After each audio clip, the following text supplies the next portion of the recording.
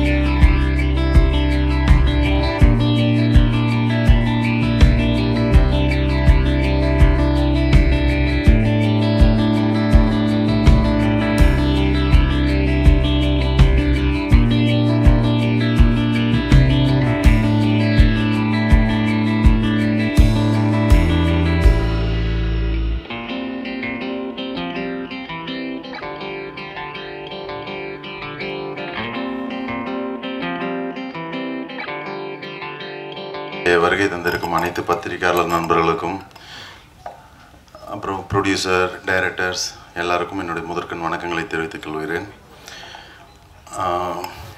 First நான் இந்த இடத்துல ஒரு பர்மிஷன் வாங்கணும். அது வந்து ப்ரொடியூசர்கிட்ட. ஏன்னா இது இந்த படத்தோட ஃபங்க்ஷன். நான் ஒரு சில விஷயங்களை நான் இந்த இடத்துல தெளிவு பண்ணணும். அது நேராக வச்சுக்கிறேன். ஒரு சில விஷயங்களை தெளிவுபடுத்தணும். அதுக்கு ஃபஸ்ட்டு என்னுடைய சொந்த விஷயம். அது நான் ஒரு பர்மிஷன் வாங்கிக்கிறேன். ஒரு 5 மினிட்ஸ் நான் பேசணும் சார். Producer sir, okay. அப்புறம் இயக்குனர்கிட்டையும் பெர்மிஷன் வாங்கிக்கிறேன். என்னென்னா, ஒரு பெரிய ஒரு விஷயம் நம்ம சினிமா இண்டஸ்ட்ரிக்குள்ளே நடந்துகிட்ருக்கு. அது வந்து இந்த படத்தை தாண்டின விஷயம். ஆனால் சினிமா சம்மந்தப்பட்ட விஷயந்தான். இதை தவிர வேறு எதையும் நம்ம பேச போகிறது இல்லை. நான் இந்த இடத்துல என்னென்னா, ஒரு குறிப்பிட்ட தேதி சொல்லி அந்த தேதி வரைக்கும் எல்லா ஷூட்டிங்கும் முடிக்கணும். அதுக்கப்புறம் வந்து ஒரு குறிப்பிட்ட தேதி சொல்லியிருக்காங்க. அந்த தேதிக்கு அப்புறம் எந்த படமும் பூஜை போடக்கூடாதுன்னு சொல்லியிருக்காங்க. இதெல்லாம் வந்து கண்டிப்பாக நடக்கிற விஷயம் கிடையாது. அவங்க அது காரணம் சொல்கிற காரணம் வந்து பார்த்திங்கன்னா, நடிகர்கள் மற்றும் தொழில்நுட்ப கலைஞர்களுடைய கட்டுக்கடங்காத சம்பளம் அப்படின்னு சொல்கிறாங்க. 2 ரூபாய்க்கும் இட்லி விற்கிது, 50 ரூபாய்க்கும் இட்லி விற்கிது. எந்த கடையில் இட்லி வாங்கி சாப்பிட்ணுங்கிறது நான் தான் முடிவு பண்ணணும். சும்மாவும் இட்லி கிடைக்கும், சரியா? நீங்களாக முடிவு பண்ணி தான் அதெல்லாம் பண்ணுறீங்க. பண்ணிவிட்டு எல்லார் மேலேயும் பழி போடுறீங்க. இது ஒரு பெரிய தவறான செயல். அதுக்கப்புறம் நான் ஒரு விஷயம் சொல்கிறேன். நான் வந்து நடிகர். இந்த மாதிரி நிறைய பேர் இருக்காங்க.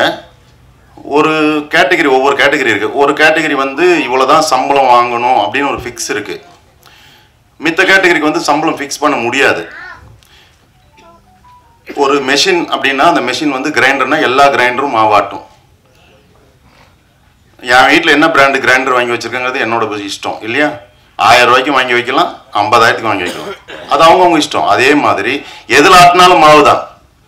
அப்படிங்கும்போது எல்லா கிரைண்டரும் ஒன்று தான், சரிங்களா? அப்போது ஒரு கேட்டகரி பீப்புள் அந்த ஒர்க்கை வந்து நீங்கள் சம்பளம் ஃபிக்ஸ் பண்ணலாம். ஒரு கேட்டகரி பீப்புளுக்கு சம்பளம் ஃபிக்ஸ் பண்ண முடியாது. அவங்க கேட்குறத தர்றதும் தராததும் உங்கள் இஷ்டம். யாரும் உங்ககிட்ட இத்தனை கோடி ரூபா கொடுத்தீங்கன்னா தான் நான் நடிப்பேன்னு யாரும் வந்து இங்கே கொடி பிடிக்கல. அது உங்கள் இஷ்டம். உங்களுக்கு தேவைன்னு வரும்போது இன்னாரை வச்சு படம் பண்ணால் 100 கோடிக்கு வியாபாரம் ஆகும், 1000 கோடிக்கு வியாபாரம் ஆகும்போது நீங்கள் அவங்கள வச்சு ஃபிக்ஸ் பண்ணுறீங்க. 100 கோடி கேட்டால் நான் 150 கோடி கொடுக்குறேன், என் இதில் கையெழுத்து போடு. எம்டி செக் கொடுத்த எத்தனை ப்ரொடியூசர்ஸ் இருக்காங்க தெரியுங்களா? நீங்கள் உங்கள் இஷ்டத்துக்கு இப்போ சம்பளம் எழுதிக்கோங்கன்னு சொல்லி இருக்காங்க, எனக்கே தெரியும். அதுமாதிரி எனக்கும் நிறைய பர்சனல் ப்ராப்ளம்ஸ் கொடுத்துருக்காங்க. நல்ல தங்கமான ப்ரொடியூசர்ஸும் இருக்காங்க, இந்த மாதிரியான ஆள்களும் இருக்காங்க, சரிங்களா? ஒரு நடிகர் வந்து ஸ்பாட்டுக்கு வரல அப்படிங்கிறது மட்டும் ப்ராப்ளம்னு சொல்கிறது இல்லை. நேர்மையான விஷயம் என்னன்னு கேட்டிங்கன்னா, இது வரைக்கும் என் பேரில் வந்து ஒரு 6 மாதத்துக்குள்ளே ஒரு சில விஷயங்கள் வந்து பண்ணிக்கிட்டு இருக்காங்க. இவர் வந்து சரியாக ஷூட்டிங் வரமாட்டார், சொன்ன டைமுக்கு வரமாட்டார், காசு வாங்கிட்டு வரமாட்டார் இப்படின்னு. நீங்கள் கொடுத்த காசு வந்து பழைய பாக்கி, சரியா? அதுக்கப்புறம் இன்னொரு கம்பெனி சொல்லியிருக்கு. என்ன சொல்லுதுன்னா, அவரும் காசு வாங்கிட்டு வரமாட்டேங்கிறாருன்னு. அவங்க என்ன சொல்கிறாங்கன்னா, பார்ட் பேமெண்ட் போடுறாங்க.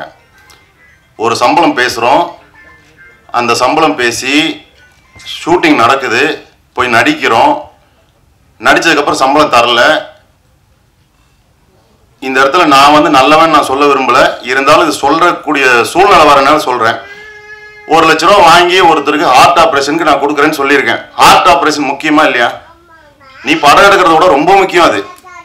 ஒரு உயிர் நான் கமிட் பண்ணியிருக்கேன், எனக்கு வர வேண்டிய காசை வாங்கி நான் உங்களுக்கு தர்றேன், நீங்கள் போய் அட்மிட் ஆகுங்கன்னு சொல்லிட்டேன். அவங்க அட்மிட் ஆகிட்டாங்க. இவங்க பணம் தரல. 3 நாளாக தொடர்ந்து எங்கெங்கெல்லாம் இவங்க ஷூட்டிங் எடுக்கிறாலும் பின்னாடியே நாய் மாதிரி நான் போகிறேன். போய் பணத்தை வாங்கிட்டு வந்து அவங்களுக்கு முன்னாடியே போட்டுட்டு ஒரு பக்கம் கைமாத்து வாங்கி அவங்களுக்கு கொடுத்து விட்டுட்டு இவங்க கிட்ட வாங்கி இந்த கைமாத்து வாங்கி அவங்களுக்கு கொடுக்குறேன். சினிமாக்காரன் நம்பி அவனாவது 1000 ரூபா பணம் கொடுக்குறான் கடன். நெகட்டிவ் ப்ரொஃபைலுங்க. எங்கே போய் கடன் வாங்குறது? வாங்கிட்டு போய் கையில் காலில் விழுந்து கொண்டு போய் கொடுத்துட்டு அந்த நாளுக்கு ஹார்ட் ஆப்ரேஷன் பண்ணிட்டு இருக்காங்க. அந்த மனுஷன் வாழ்றான் உயிரோட. இவங்க கிட்ட காசு வாங்குறதுக்கு நான் நாய் மாதிரி தெரியுறேன். அன்னைக்கே நான் சொல்றேன், எப்பா இங்கே கேமரா இருக்கு, ஷூட்டிங் ஸ்பாட்ல தான் நான் வாங்குறேன், செத்து போன மாதிரி நடிச்சிருக்கேன், காஸ்டியூம் வச்சிருக்கல வண்டியில, செத்து போன மாதிரி நடிச்சா எடுத்துக்கோ, நான் வரமாட்டேன் ஷூட்டிங்னு சொல்லிட்டு தான் வரேன். அடுத்த டேட் கேட்கட்ட தரமாட்டேன்னு சொல்றேன். அதுக்கப்புறம் 6 மாசம் கழிச்சு டேட் கேட்கறாங்க. சரி, நம்ம இந்த தொழில தான் இருக்கிறோம், தொழிலை நேசிக்கணும், நான் என் தொழிலை நேசிக்கிறேன், நன்றி விசுவாசமா இருக்கிறேன், நான் வந்து நடிச்சு தரேன், பரவாயில்ல. ஆனா தேதி கன்ஃபார்ம் பண்றதுக்கு முன்னாடி எனக்கு அந்த பேமெண்ட் என்னவோ அந்த பேமெண்ட்டை கொடுத்துருங்க, நான் வந்து நடிச்சு தரேன், தேதிக்கெல்லாம் கன்ஃபார்ம் பண்ணி தரேன்னு சொல்றேன். தரவே இல்லைங்க. நைட்டு 12:20க்கு பார்த்து பேமெண்ட் போடுறாங்க, காலையில் 7 மணிக்கு ஷூட்டிங் ஸ்பாட்டுன்றாங்க. எப்படிங்க வர முடியும்? ஒரு நடிகர் நான் உங்க வீட்டில் வேலைக்காரனா, உங்க வீட்டில் வாட்ச்மேனா, அங்கேயே தான் உட்காந்துருப்போம், சரி இழுத்துட்டு போயிடலாம்னு சொல்றதுக்கு 1000 வேலை இருக்கும்ல. வரலன்னு சொல்லிட்டு நீங்க ரெட் கார்டு கொடுக்குறீங்க எனக்கு. நீங்க யாருங்க எனக்கு ரெட் கார்டு கொடுக்குறக்கு? கன்சியூமர் கோர்ட் போனா கம்பி அணுவீங்க. ஒரு நடிகர், ஒரு தனி மனுஷன் நடிக்க கூடாதுன்னு எவனையா சொல்றது? சரி வாங்க பேசலாம்னா யாருமே வர மாட்டீங்க. எல்லாருமே பேசுனது, சம்பளம் பேசுனது, டேட்டு கேட்டது, பேமெண்ட் போட்டது எல்லாத்துக்குமே எங்கிட்ட ஆதாரம் இருக்கு. எல்லா ரெக்கார்டும் நான் வச்சிருக்கேன். வாய்ஸ் ரெக்கார்ட்ல இருந்து, நீங்க பேசுனதுல இருந்து, வாட்ஸ்அப்ல அனுப்புனதுல இருந்து, பேமெண்ட் போட்டதுல இருந்து எல்லாத்தோட ஸ்கிரீன் ரெக்கார்டு இருக்கு, வாய்ஸ் ரெக்கார்டு இருக்கு, எல்லாமே இருக்கு. பேச வாங்கன்னா வரமாட்டேங்கிறீங்க. நீங்க பாட்டு அறிக்கை விட்டுட்டு உட்காந்துட்டு இருக்கீங்க. சல்லடையா கிழிச்சிருவேன் நான். இந்த மாதிரிலாம் பண்ணக்கூடாது. எல்லாருமே மனிதர்கள் தாங்க. கீழே நீங்க காசு கொடுக்குறீங்க, நாங்க வாங்கி உங்க காசுல தான் நாங்க வாழ்றோம், ரைட், ஒத்துக்கிறேன். அதுல தான் நாங்க கஞ்சியே குடிக்கிறோம், இல்லைன்னு சொல்லல. அதுக்குன்னு உங்களுக்கு அடிமை கிடையாது இல்ல. நியாயம்னு ஒண்ணு இருக்குல்ல, நியாயத்தை பேசுங்க, செய்யுங்க. யாரு வேண்டாங்கிறா? தங்கமான ப்ரொடியூசர்ஸ் எவ்வளவோ பேர் இருக்காங்க. அவங்களாலதான் இன்னைக்கு சினிமா வாழ்ந்துட்டு இருக்கு. அதனால எல்லாரையும் நேசிங்க. ஸ்ட்ரைக்கு, இது ஸ்ட்ரைக்கு அறிக்கை விடுறீங்க பண்ணக்கூடாதுன்னு, படம் பண்ணாம தொழில், அதாவது ஸ்ட்ரைக்குன்னா என்னங்க? வேலை செய்யாம வேலை நிறுத்தம் பண்றதுதான் ஸ்ட்ரைக்கு. அப்புறம் வேலை நிறுத்தம் தான் அறிவிச்சிருக்கீங்க, அப்புறம் ஸ்ட்ரைக்கே இல்லைன்னு நேற்று போட்டிருக்கீங்க. என்ன இது? என்ன அர்த்தம்? நாங்க சொல்லிக்கிற பேர் ஸ்ட்ரைக் இல்லைன்னா என்ன அர்த்தம்? இத்தனாம் தேதி வந்து படப்பிடிப்பே நடக்காது அப்படிங்கிறீங்க.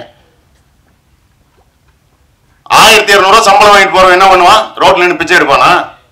சோறு போட்டா ஏன்டா சோறு போடுறேன்னு கேட்குறீங்க. எல்லாரையும் பிச்சை எடுக்க வைக்கிறீங்க, எல்லாரையும் சோம்பேறி ஆக்குறீங்கன்னு சொல்றீங்க. இந்த அருணாச்சல ரோட்ல சாப்பாடு போட்டேன், என்னை போட்டு அடின்னு அடிச்சு, என்னை சட்டையெல்லாம் கிழிச்சு, அந்த இடத்துல டாய்லெட் கட்டுறதுக்கு ஜியோ பாஸ் பண்ணி நீங்க டாய்லெட் கட்டிட்டீங்க. சினிமாக்காரங்க இருக்காங்க, அதுல அரசியல்வாதிக்கு மட்டும் கிடையாது, அதுல யார் யார் சினிமாக்காரங்க இருக்காங்கன்னு எனக்கு தெரியும். எனக்கு தெரியாத விஷயம்லாம் கிடையாது, எல்லாமே தெரியும். நான் வாயை மூடிட்டு தான் இருக்கேன். இத்தனை நாள் இன்னைக்கு வரைக்கும் நான் பேசினதே கிடையாது. இன்னைக்கு நான் பேசுறேன். பிரசாத் ஸ்டுடியோ வாசல்ல சாப்பாடு போடக்கூடாதுன்னு சொல்லி என்னை அடிச்சு சட்டை கிழிச்சு இன்னைக்கு வரைக்கும் பிகன் ரூட்ஸ் கேட்டுட்டு இருக்கேன். எனக்கு பைட்ஸ் கொடுங்க, எதனால நீங்க சாப்பாடு போடுறதில்ல, இந்த இடத்துல பார்சலா கொடுத்துட்டீங்க, எதனால அங்க சாப்பாடு கொடுக்கறது இல்லை, உட்கார வச்சு ஏன் கொடுக்கறது இல்லைன்னு. பொறுங்க, நாள் வரும் நான் சொல்றேன் அப்படின்னு. இன்னைக்கு நான் சொல்றேன். ஏன் சோறு போடுறது தப்பா? நான் கேட்கறேன். ஆமா பப்ளிசிட்டிக்காக பண்றேன் அப்படின்னு. ஆமா பப்ளிசிட்டிக்காக தான் பண்றேன். பப்ளிசிட்டிக்காக நான் நீ போஸ்ட் ஒட்டி இருக்க, அந்த போஸ்ட்னால யாருக்கு என்ன உபயோகம்? கழுதை தான் இங்க சென்னையில கழுதையும் கிடையாது. நான் பப்ளிசிட்டிக்காக சாப்பாடு போடுறேன், 4 பேருக்கு வயிறு நிறையுது, நான் பப்ளிசிட்டி தான் பண்ணுவேன். அதுல என்ன பிரச்சனை உனக்கு? உன் வீட்டுல இருந்து அரிசி எடுத்துட்டு வந்து நான் போட்டேன், இல்ல நான் 100 கோடி ரூபாய் நன்கொடை வாங்கிட்டு சாப்பாடு போட்டேன், 10 கோடிக்கு போட்டு மிச்சம் 90 கோடி நான் வீட்டுக்கு கொண்டு போயிட்டேன். இன்னைக்கு வரைக்கும் வாடகை வீட்டுல தான் இருக்கேன். நான் இன்னைக்கு வரைக்கும் வாடகை வீட்டுல இருக்கேன். என் சொத்தை வித்துட்டு வந்து இங்க உட்காந்துருக்கேன். நான் எந்த கோடி கணக்கா ஒன்றும் சம்பாதிச்சு ஒன்றும் கோடிகள்லாம் கட்டி வைக்கல. இன்னைக்கு வரைக்கும் நான் வட்டி கட்டிட்டு இருக்கேன். இன்னைக்கு வரைக்கும் 4.5 கோடி ரூபாய் நான் வட்டி கட்டிருக்கேன். இதுக்கு மேல என்ன டேட்டாஸ் வேணாலும் நான் தரேன். 4.5 கோடி ரூபாய்க்கு நான் வட்டி கட்டிருக்கேன். நான் கடன் வாங்கியிருக்கேன். கடன் வாங்கி தான் நான் வாழ்ந்துட்டு இருக்கேன். உங்ககிட்ட ப்ரொடியூசர் கிட்ட நான் பணம் வாங்கிட்டு போய் ஒன்றும் மாட மாளிகை எல்லாம் கட்டி வைக்கல. சரியா? 1000 விஷயம் இருக்கு உள்ளுக்குள்ள எரிஞ்சுக்கிட்டு இருக்கு. நான் பூராலாம் சொல்ல முடியாது இந்த இடத்துல, அது ரொம்ப அசிங்கமாயிரும். சரி, ஓகே, படத்துக்கு வந்துடுவோம். இந்த படம் ஒரு டிஃப்ரெண்டான ஜேர்னர். இது வரைக்கும் நான் பண்ணதில் ரொம்ப வித்தியாசமான கேரக்டர், ரொம்ப முக்கியமான கதாபாத்திரம். என் மனசுக்கு ஆறுதல் வர்ற அளவுக்கு, அதாவது என் மனப்பூர்வமாக என்னால் எவ்வளோ தூரம் நான் இதில் கோஆப்ரேட் பண்ணி கொடுக்க முடியுமோ நான் பண்ணி நான் நடிச்சிருக்கேன். என்னுடைய ஸ்டஃப்ஸ் இதில் இறக்கியிருக்கேன். அது பின்னாடி வரவங்க எல்லாரும் சொல்லுவாங்க, நான் சொல்லியெல்லாம் சொல்ல, இது வரைக்கும் அவங்ககிட்ட யார்கிட்டையுமே நான் கான்டாக்டில் இல்லை. நீங்கள் படத்தை பாருங்கள், தேட்டரில் போய் பாருங்கள். பத்திரிகையாளர் நண்பர்கள் வந்து தயவு செஞ்சு இந்த படத்தை மக்கள்கிட்ட கொண்டு போய் சேருங்க. உங்களை எல்லாரையும் நான் கையேந்தி கேட்டுக்கிறேன். இந்த வாய்ப்புக்கு நன்றி. இந்த வாய்ப்பு கொடுத்த ப்ரொடியூசருக்கு, டைரக்டருக்கு, முக்கியமாக கேமராமேன் தான் என்னை கூப்பிட்டாரு, பேசினார். மேனேஜர் ரவி அண்ணா இருக்காரு, அவர் பேசினார். இவங்க எல்லாருக்கும் எனக்கு இந்த வாய்ப்பு கொடுத்தாங்க. எல்லாருக்கும் நன்றி. பத்திரிகை நண்பர்களுக்கும் என்னுடைய மனமார்ந்த காலை வணக்கத்தை தெரிவிச்சுக்கிறேன். நம்மளும் நிறைய படம் பண்ணிட்டோம். சரி, நல்ல நல்ல கேரக்டர் பண்ணணுன்ற ஆசை எல்லாரும் போல எனக்கும் வரும். அப்பப்போ சின்ன சின்னதாக பண்ணிட்டே இருப்பேன். திடீர்னு மலையாளத்தில் கூப்பிட்டு மோகன்லால் சார் படத்தில் முக்கிய வில்லனா ஒரு 15 வருஷத்துக்கு முன்னாடி கொடுத்தாங்க. அங்கேருந்து முடிச்சுட்டு சரி நம்ம மலையாளத்திலே பண்ணிட்டோமே, தமிழ்லேயும் வந்து மெயின் எல்லாம் முயற்சி பண்ணுவோம் அப்படின்னு சொல்லி ஒரு 6 மாதம் எந்த படமும் நடிக்காமல் மாயி படத்தோட இயக்குனர் சூரிய பிரகாஷ் சாரோட டைரக்ஷனில் வருஷ நாடுன்னு ஒரு படம் மெயின் வில்லனா வாய்ப்பு கிடைச்சிது. நம்ம எது தேடுறோமோ அது முயற்சி பண்ணால் கிடைக்குதுன்றது அப்போ தான் நான் உணர்ந்தேன். அந்த படம் முடித்து ஒரு 2 வருஷம் ஆச்சு, ரிலீஸே ஆகலை. சரி, அது ரிலீஸ் ஆன பிறகு நம்ம வந்து நல்ல நல்ல கேட்டு கிடைக்கும்ன்றதுக்காக வெயிட் பண்ணிட்டு இருந்தேன். அப்புறம் அதை விட்டுட்டு அப்புறம் தான் காஞ்சனாவில் நடித்தேன். மறுபடியும் ஒரு டேக் ஆஃப் ஆச்சு, அப்படியே ஓடிட்டே இருந்தது. பல ஆண்டுகளுக்கு அப்புறம் கிடைக்கிறதெல்லாம் பண்ணிகிட்டே இருக்கும்போது விக்ரம் அப்படின்னு ஒரு படம் வந்தது. அதில் விஜய் சேதுபதி சாருடைய பிரதராக பண்ணேன். அதுக்கப்புறம் பார்த்தீங்கன்னா தெலுங்கு, மலையாளம், கன்னடம் அப்படின்னு முக்கிய வில்லனா, முக்கிய கதாபாத்திரங்களில் பல மொழிகளில் ஏன் ஒரு ஆங்கில படம் கூட எனக்கு வாய்ப்பு கிடைச்சிது. இப்படி பண்ணிட்டு இருக்கும்போது நம்ம தமிழ்லேயே நம்ம மறுபடியும் ஒரு முக்கிய வில்லனாவோ இல்லாட்டி முக்கிய கதாபாத்திரத்திலையோ நடிக்க முயற்சி பண்ணுவோம் அப்படின்னு முயற்சியில் இறங்கும்போது, ஆனால் மறுபடியும் பழையபடியே தமிழில் மட்டும் நமக்கு வந்து என்ன தெரில, முதல்ல எதுன்னு நடிக்கிறோமோ அந்த கேட்டெல்லாம் கடிச்சிருக்கும் கூப்பிட்டாங்கன்றது தலையெழுத்து நடிக்கிற நடிகர்களுக்கு போலீஸ், ரவுடி, வில்லனுடைய ஆள் இப்படியே தான் மறுபடியும் கூப்பிட ஆரம்பித்தாங்க. கிட்டத்தட்ட விக்ரம் ரிலீஸ் ஆகி 2 வருஷம் முடிய போகுதுன்னு நினைக்கிறேன். இந்த 2 வருஷத்தில் வந்து கிட்டத்தட்ட 10 படம் விட்டுருக்கேன். அதில் 7 படம் தமிழ் படத்தை விட்டுருக்கேன். ஏன்னா மறுபடியும் நம்ம பழையபடி சின்ன சின்ன பணம் வேணாம், சும்மா போய் நிற்க வேணாம் அப்படிங்கிறதுக்காக 7 படம் விட்டுட்டு இருக்கும்போது நம்ம படத்தோடைய கேமராமேன் வெற்றி சார் வந்து கூப்பிட்டாரு.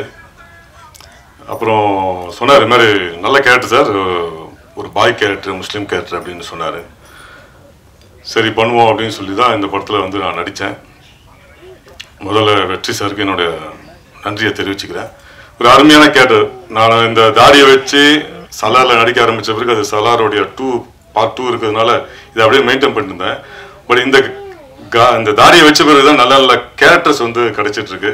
அந்த வகையில் இந்த படத்தில் ஒரு அருமையான கேரக்டர் கொடுத்த சிவம் சாருக்கும் இந்த படத்தோட ப்ரொடியூசருக்கும் என்னுடைய மனமார்ந்த நன்றியை தெரிவிச்சுக்கிறேன். இந்த நேரத்தில் முக்கியமாக நான் தேனிசை தென்றல் தேவா சாருடைய நிறைய பாடல்களை ரசித்து கேட்டிருக்கேன். அவருடைய இசையில் முதல் முறையாக ஒரு அருமையான பாடலில் நானும் அந்த பாடல் முழுக்க வரங்கிறத ரொம்ப ரொம்ப சந்தோஷப்படுறேன், பெருமைப்படுறேன். ரொம்ப நன்றி சார். உங்களுடைய பாடலில் நான் நடித்தது ரொம்ப நன்றி. அதுவும் ஸ்நேகன் சாருடைய வரிகளில் ஒரு அற்புதமான வரிகள். ரொம்ப நன்றி சார் 2 பேருக்குமே. அது இந்த வாய்ப்பை கொடுத்த இந்த டைரக்டருக்கும் ப்ரொடியூசருக்கும் கேமராமேனுக்கும் இந்த மொத்த குழுவினருக்கும் என்னோட மனமார்ந்த நன்றியை தெரிவிச்சுக்கிறேன். இந்த படம் மாபெரும் வெற்றி அடையணும். இந்த மாதிரி படங்கள் ஓடினா தான் நிறைய புது ப்ரொடியூசர்ஸ் வருவாங்க. எங்களை மாதிரி நிறைய நடிகர்களுக்கு வாய்ப்புகள் கிடைக்கும், டெக்னீஷியன்ஸ்க்கெல்லாம் வாய்ப்புகள் கிடைக்கும். வாய்ப்புக்கு நன்றி, வணக்கம். ஊடக நண்பர்களுக்கு வணக்கம். ஸோ P2 படம் வந்து ஒரு சின்ன பட்ஜெட் படம்னு சொல்லி கூப்பிட்டாங்க. ஆனால் வெற்றி சார் மூலியமாக தான் அந்த வாய்ப்பு கிடச்சிது. சரி, சின்ன பட்ஜெட் படம் அப்படின்னு நினச்சி போனால் ப்ரொடியூசர் வந்து என்ன கேட்டாலும் கொடுப்பாரு. அப்படி ஒரு அற்புதமான ப்ரொடியூசர். அதுலேயும் வந்துட்டு வெட்டி சார் வைக்கிற ஃப்ரேம் எல்லாமே வந்து பயங்கர பிரம்மாண்டமாகவும் ஒரு கிராண்டியரையும் காமிக்கும். அதனாலேயே அது வந்து ஒரு பெரிய படமாகிடுச்சு. அண்ட் ரொம்ப பியூட்டிஃபுல்லான சாங். தேவையோட மியூசிக்கில் ஒர்க் பண்ணுறதுன்றது ஒரு பெரிய வரம். ஸோ அந்த வரம் இந்த படத்தில் எனக்கு கிடச்சிது. ஸோ ரொம்ப சந்தோஷம். பட் எங்கள் ஹீரோவை பற்றி சொல்லி ஆகணும். Is a handsome and very sincere dedication hero. ரொம்ப கம்ஃபர்டபுளாக இருந்துச்சு ஒர்க் பண்ணுறதுக்கு. And together director Sivan sir ரொம்ப நல்ல ஒரு ஸ்கிரிப்டை டச் பண்ணியிருக்காரு. ஸோ கண்டிப்பாக இது பெரிய லெவலில் வெற்றி பெறும். மீண்டும் வெற்றி விழாவில் அவங்க எல்லாரையும் நான் சந்திக்கிறேன். நன்றி, வணக்கம். மேடையில் அமர்ந்து கொடுக்கும் எல்லாருக்குமே வணக்கம். அண்ட் மீடியா பீப்புள் அவங்களுக்கும் வணக்கம். ஸோ P2 அது நீங்கள் சாங் பார்த்துருப்பீங்க. ஸோ எனக்கும் ரொம்ப பிடிச்சிருந்தது. எல்லா சாங்குமே நல்லா இருந்துச்சு பார்க்க. ரொம்ப பியூட்டிஃபுல்லாக எடுத்திருக்காங்க cameraman sir and director sir, producer sir. Thank you so much இந்த வாய்ப்பு எனக்கு கொடுத்ததுக்கு. And master Jani master, thank you so much. பியூட்டிஃபுல்லாக கொரியோகிராஃப் பண்ணியிருக்காங்க ஜானி மாஸ்டர். எனக்கும் ரொம்ப பிடிச்சிருக்கு. பஞ்சாபி பலகாரம் நைஸ், நல்லா இருந்துச்சு. நிறைய வாட்டி அந்த லிங்க் எனக்கு ஷேர் பண்ணும்போது நிறைய வாட்டி நான் கேட்டுகிட்டே இருந்தேன். ரொம்ப சூப்பராக இருக்குல்ல, நல்லா பண்ணியிருக்கோம்ல அப்படின்ட்டு. ஸோ பாலா என்னை இன்வைட் பண்ணல. So thank you so much Bala சருக்கு, PRO. அண்ட் தேவா சார், உங்கள் கூட நான் 2வது சாங் பண்ணியிருக்கேன். ஸோ ரொம்ப பெருமையாக இருக்குது சார். வா வரலாம் வா சாங் நீங்கள் பண்ணியிருந்தீங்க. ஸோ ரொம்ப சந்தோஷமாக இருக்குது. And Snehan sir, thank you. லிரிக்ஸ்லாம் சூப்பராக இருக்குது சார். Yes, thank you. சப்போர்ட் பண்ணுங்க. தேங்க்யூ. P2 Person 2 அப்படிங்கிற இந்த படத்தினுடைய ஆடியோ ஃபங்க்ஷனுக்கு வந்திருக்கிற பத்திரிகை துறையை சேர்ந்த அனைத்து நண்பர்களையும் வரவேற்கிறேன். மேடையில் இருக்கக்கூடிய சிறப்பு விருந்தினர்கள் அனைவரையும் வரவேற்கிறேன். என்னுடைய படத்திற்கு மிகப்பெரிய இசையை கொடுத்து இன்னைக்கு காலையில் கூட சார் தேவ சார் பூக்கார சாங்கை பற்றி தனியாக ஒரு ஆர்டிக்கல் பண்ணிட்டு இருந்தாங்க, அஜித் 32ன்னு சொல்லி போட்டு. So thank you sir. நிறைய முறை சொல்லியிருக்கிறேன். அசிஸ்டன்ட் டைரக்டராக இருக்கப்போ அவரோட 6 படம் ஒர்க் பண்ணியிருக்கேன். டைரக்டர் ஒரு படம் ஒர்க் பண்ணியிருக்கேன். அவருடைய மியூசிக்கில் அந்த படம் வந்து மினிமம் கேரண்டி எப்பயுமே இருக்கும் அவர்கிட்ட போனால். ஆனால் ரொம்ப நல்லாவே இருக்குது மெலோடி சாங்கு. நென்னை சரணடைந்தேன் சாங் வந்து ரொம்ப சூப்பராக இருக்குது. அந்த ஸ்பிரிச்சுவல் அல்லா சாங் கூட ஒரு நாகூர் அனிபா பாடின மாதிரி ஒரு பயங்கர வைப்ரேட்டிவாக இருந்தது. ஸோ குட் பிக்சரைசேஷன் நல்லா இருந்தது. Sivam sir, director Sivam sir, producer Ramalingam sir, and hero heroine மறுபடியும் நம்ம ஸ்னேகன் சார், எல்லாருமே பெரிய டீம் வந்து உள்ளே இருக்காங்க. ஸோ ஒரு நல்ல ப்ராமிசிங்கான ஒரு ஜானர், பேய் அப்படின்ற ஒரு ஜானரை கையில் எடுத்துருக்குறாங்க. நிச்சயமாக ஒரு மினிமம் கேரண்டியோட அந்த படம் குறைந்தபட்சம் இல்லாமல் நல்ல வெற்றியும் தொடும் அப்படின்ற நம்பிக்கையோட. ராதிகா, உங்களை விட்டுனா உங்களுடைய கோரியோகிராஃப், ஜானி மாஸ்டர் கோரியோகிராஃப், அப்புறம் கேமராமேன் சார் யாரையா விட்டுருந்தா எக்ஸ்கியூஸ் பண்ணலாம். உங்கள் எல்லாருக்கும் என்னுடைய வாழ்த்துக்களை தெரிவிக்கிறேன். நன்றி. இந்த படம் வந்து இந்த இடத்துக்கு வந்திருக்கிறதுக்கு நாங்கள் எல்லாருமே சேர்ந்து ராமலிங்கம் சாருக்கு தான் நாங்கள் நன்றி சொல்லணும். காரணம் வந்து சிவம் சாருடைய போராட்டம் மிகப்பெரிய போராட்டம். கிட்டத்தட்ட எனக்கு வந்து ஒரு ஏறத்தாழ ஒரு 6-7 வருடங்களாக தெரியும்னு நினைக்கிறேன். இடையில் வந்து ஆக்சிடெண்ட் ஆகி கால் வந்து பிரேக் ஆகி வீட்டில் கட்டு போட்டு தொட்டில் கட்டி படுத்திருப்பார். அப்போ கூட அந்த வீடியோ, ஒரு செல்ஃபி வீடியோ எடுத்து அனுப்புவார். எப்படியா படம் பண்ணிடணும் சார் பாரு. அவர் எந்திரிச்சு நடக்கவே முடியாத ஒரு சூழலில் கூட அவ்வளோ தவிப்பில் அவருடைய தேடுதல்ங்கிறது மிகப்பெரிய தேடுதல். அதுக்கு வந்து ஒரு பெரிய பக்கபலமாக இருந்தது கேமராமேன் வெற்றி சார். அதில் வந்து மறுக்கவே முடியாது. நான் இருவரும் வந்து அந்த அளவுக்கு போராடி இருக்காங்க. அவங்களுடைய போராட்டத்துக்கு ஒரு களம் அமைத்து கொடுத்த தயாரிப்பாளர் ராமலிங்கம் சாருக்கு தான் இந்த நேரத்தில் வந்து டீம் சார்பாக மீண்டும் ஒரு நன்றி தெரிவித்துக் கொள்கிறோம். இப்போ இதில் இந்த படத்தில் எனக்கு பெரிய சந்தோஷமே எல்லாமே நட்புகள். இங்கே இதில் வேலை பார்த்த எல்லாருமே இங்கே ஆரம்பித்தாங்க. பார்த்தீங்கன்னா எல்லா தொழில்நுட்ப கலைஞர்களும் நடிகர்களும் எல்லாமே நட்புகள். இதில் ரொம்ப நாள் கழித்து என்னுடைய தோழி வந்து அஸ்மிதா பார்க்குறேன். இப்போ என்னென்னா கேட்டிங்கன்னா, அவங்க ஃபஸ்ட்டு ஒரு படத்தில் கூட வாய்ப்பு கிடைக்காத போது அவங்க பண்ண போராட்டங்கிறது அவங்கள திசை மாற்றி விட்டுருச்சோன்னு எனக்கு நிறைய வருத்தமெல்லாம் உண்டு. ஏன்னா அற்புதமான ஒரு பர்ஃபார்மர். ஆனால் வந்து அவங்கள வந்து ஒரு கிளாமர் டான்ஸாக வந்து இந்த சினிமா பார்க்கும்போது அவங்களுக்கான களம் அமையுங்கிற நம்பிக்கை எனக்கும் இருக்குது. அவங்க வந்து இன்றைக்கி ஒரு நட்பாக எப்பயோ வந்து தேடுதல் காலத்தில் இருந்தாலும் இன்றைக்கி வந்து நட்பாக என்னுடைய பாட்டுக்கு அவங்களும் அவங்களுடைய நடனத்துக்கு என்னுடைய பாட்டும் அமைந்திருக்கிறது வந்து ரொம்ப சந்தோஷமாக இருக்குது. நிச்சயமாக தேடுதலை மட்டும் விடவே விடாதீங்க. ஏன்னா ஓடும் வரைக்கும் வெற்றி நிச்சயம், தேடும் வரைக்கும் வாழ்க்கை நிச்சயம்ங்கிறது இயற்கையுடைய கூற்று. அந்த தேடுதலையும் ஓடுதலையும் நிறுத்திட்டோம்னா அங்கே ஸ்டாப் ஆகிடும். தேடவே இயங்கி கொண்டு இருப்பது மட்டுமே நம்மளுடைய கடமை. அப்படி இருக்கும்போது அவங்களுடைய உழைப்புக்கு இந்த இடத்துக்கு வந்திருக்காங்க, அதுக்கு ஒன்றுமே வாழ்த்து சொல்லணும். அதுக்கப்புறம் வந்து ரொம்ப சந்தோஷமான ஒரு விஷயம் என்னென்னா, தேவானந்த் சார் கூட நான் வந்து கொஞ்சம் இடைவெளிக்கு பிறகு மறுபடியும் சேர்ந்து பாடல் பண்ணது. காரணம், சமீபத்தில் ஒரு 10 வருட காலமாக எனக்கு ஒரு மிகப்பெரிய ஏக்கம் உண்டு. ஒரு கம்போஸ் பண்ணும்போது ஒரு பாடலாசிரியரும் இயக்குனரும் ஒன்றா உட்காந்து கம்போஸ் பண்ணுற அந்த கலாச்சாரம் போயிடுச்சுங்கிற வருத்தம் எங்களுக்கு இருக்கும். முன்னமெல்லாம் பார்த்தீங்கன்னா ஒரு கம்போஸிங்னா இசையமைப்பாளர் இருப்பார், 4 பேர் வாத்திய கருவிகளோடு உட்காந்துருப்பாங்க, ஒரு தயாரிப்பாளர் இருப்பார், இயக்குனர் ஒரு அசிஸ்டண்ட், அப்புறம் பாடலாசிரியர். இப்படி பார்த்தீங்கன்னா ஒரு குறைந்தபட்சம் 10லேருந்து 15 பேர் அந்த கம்போசிங்கில் இருப்போம். அப்போ பார்த்தீங்கன்னா ரொம்ப கலகலன்னு திருவிழா மாதிரி ஒரு கம்போசிங் நடக்கும்.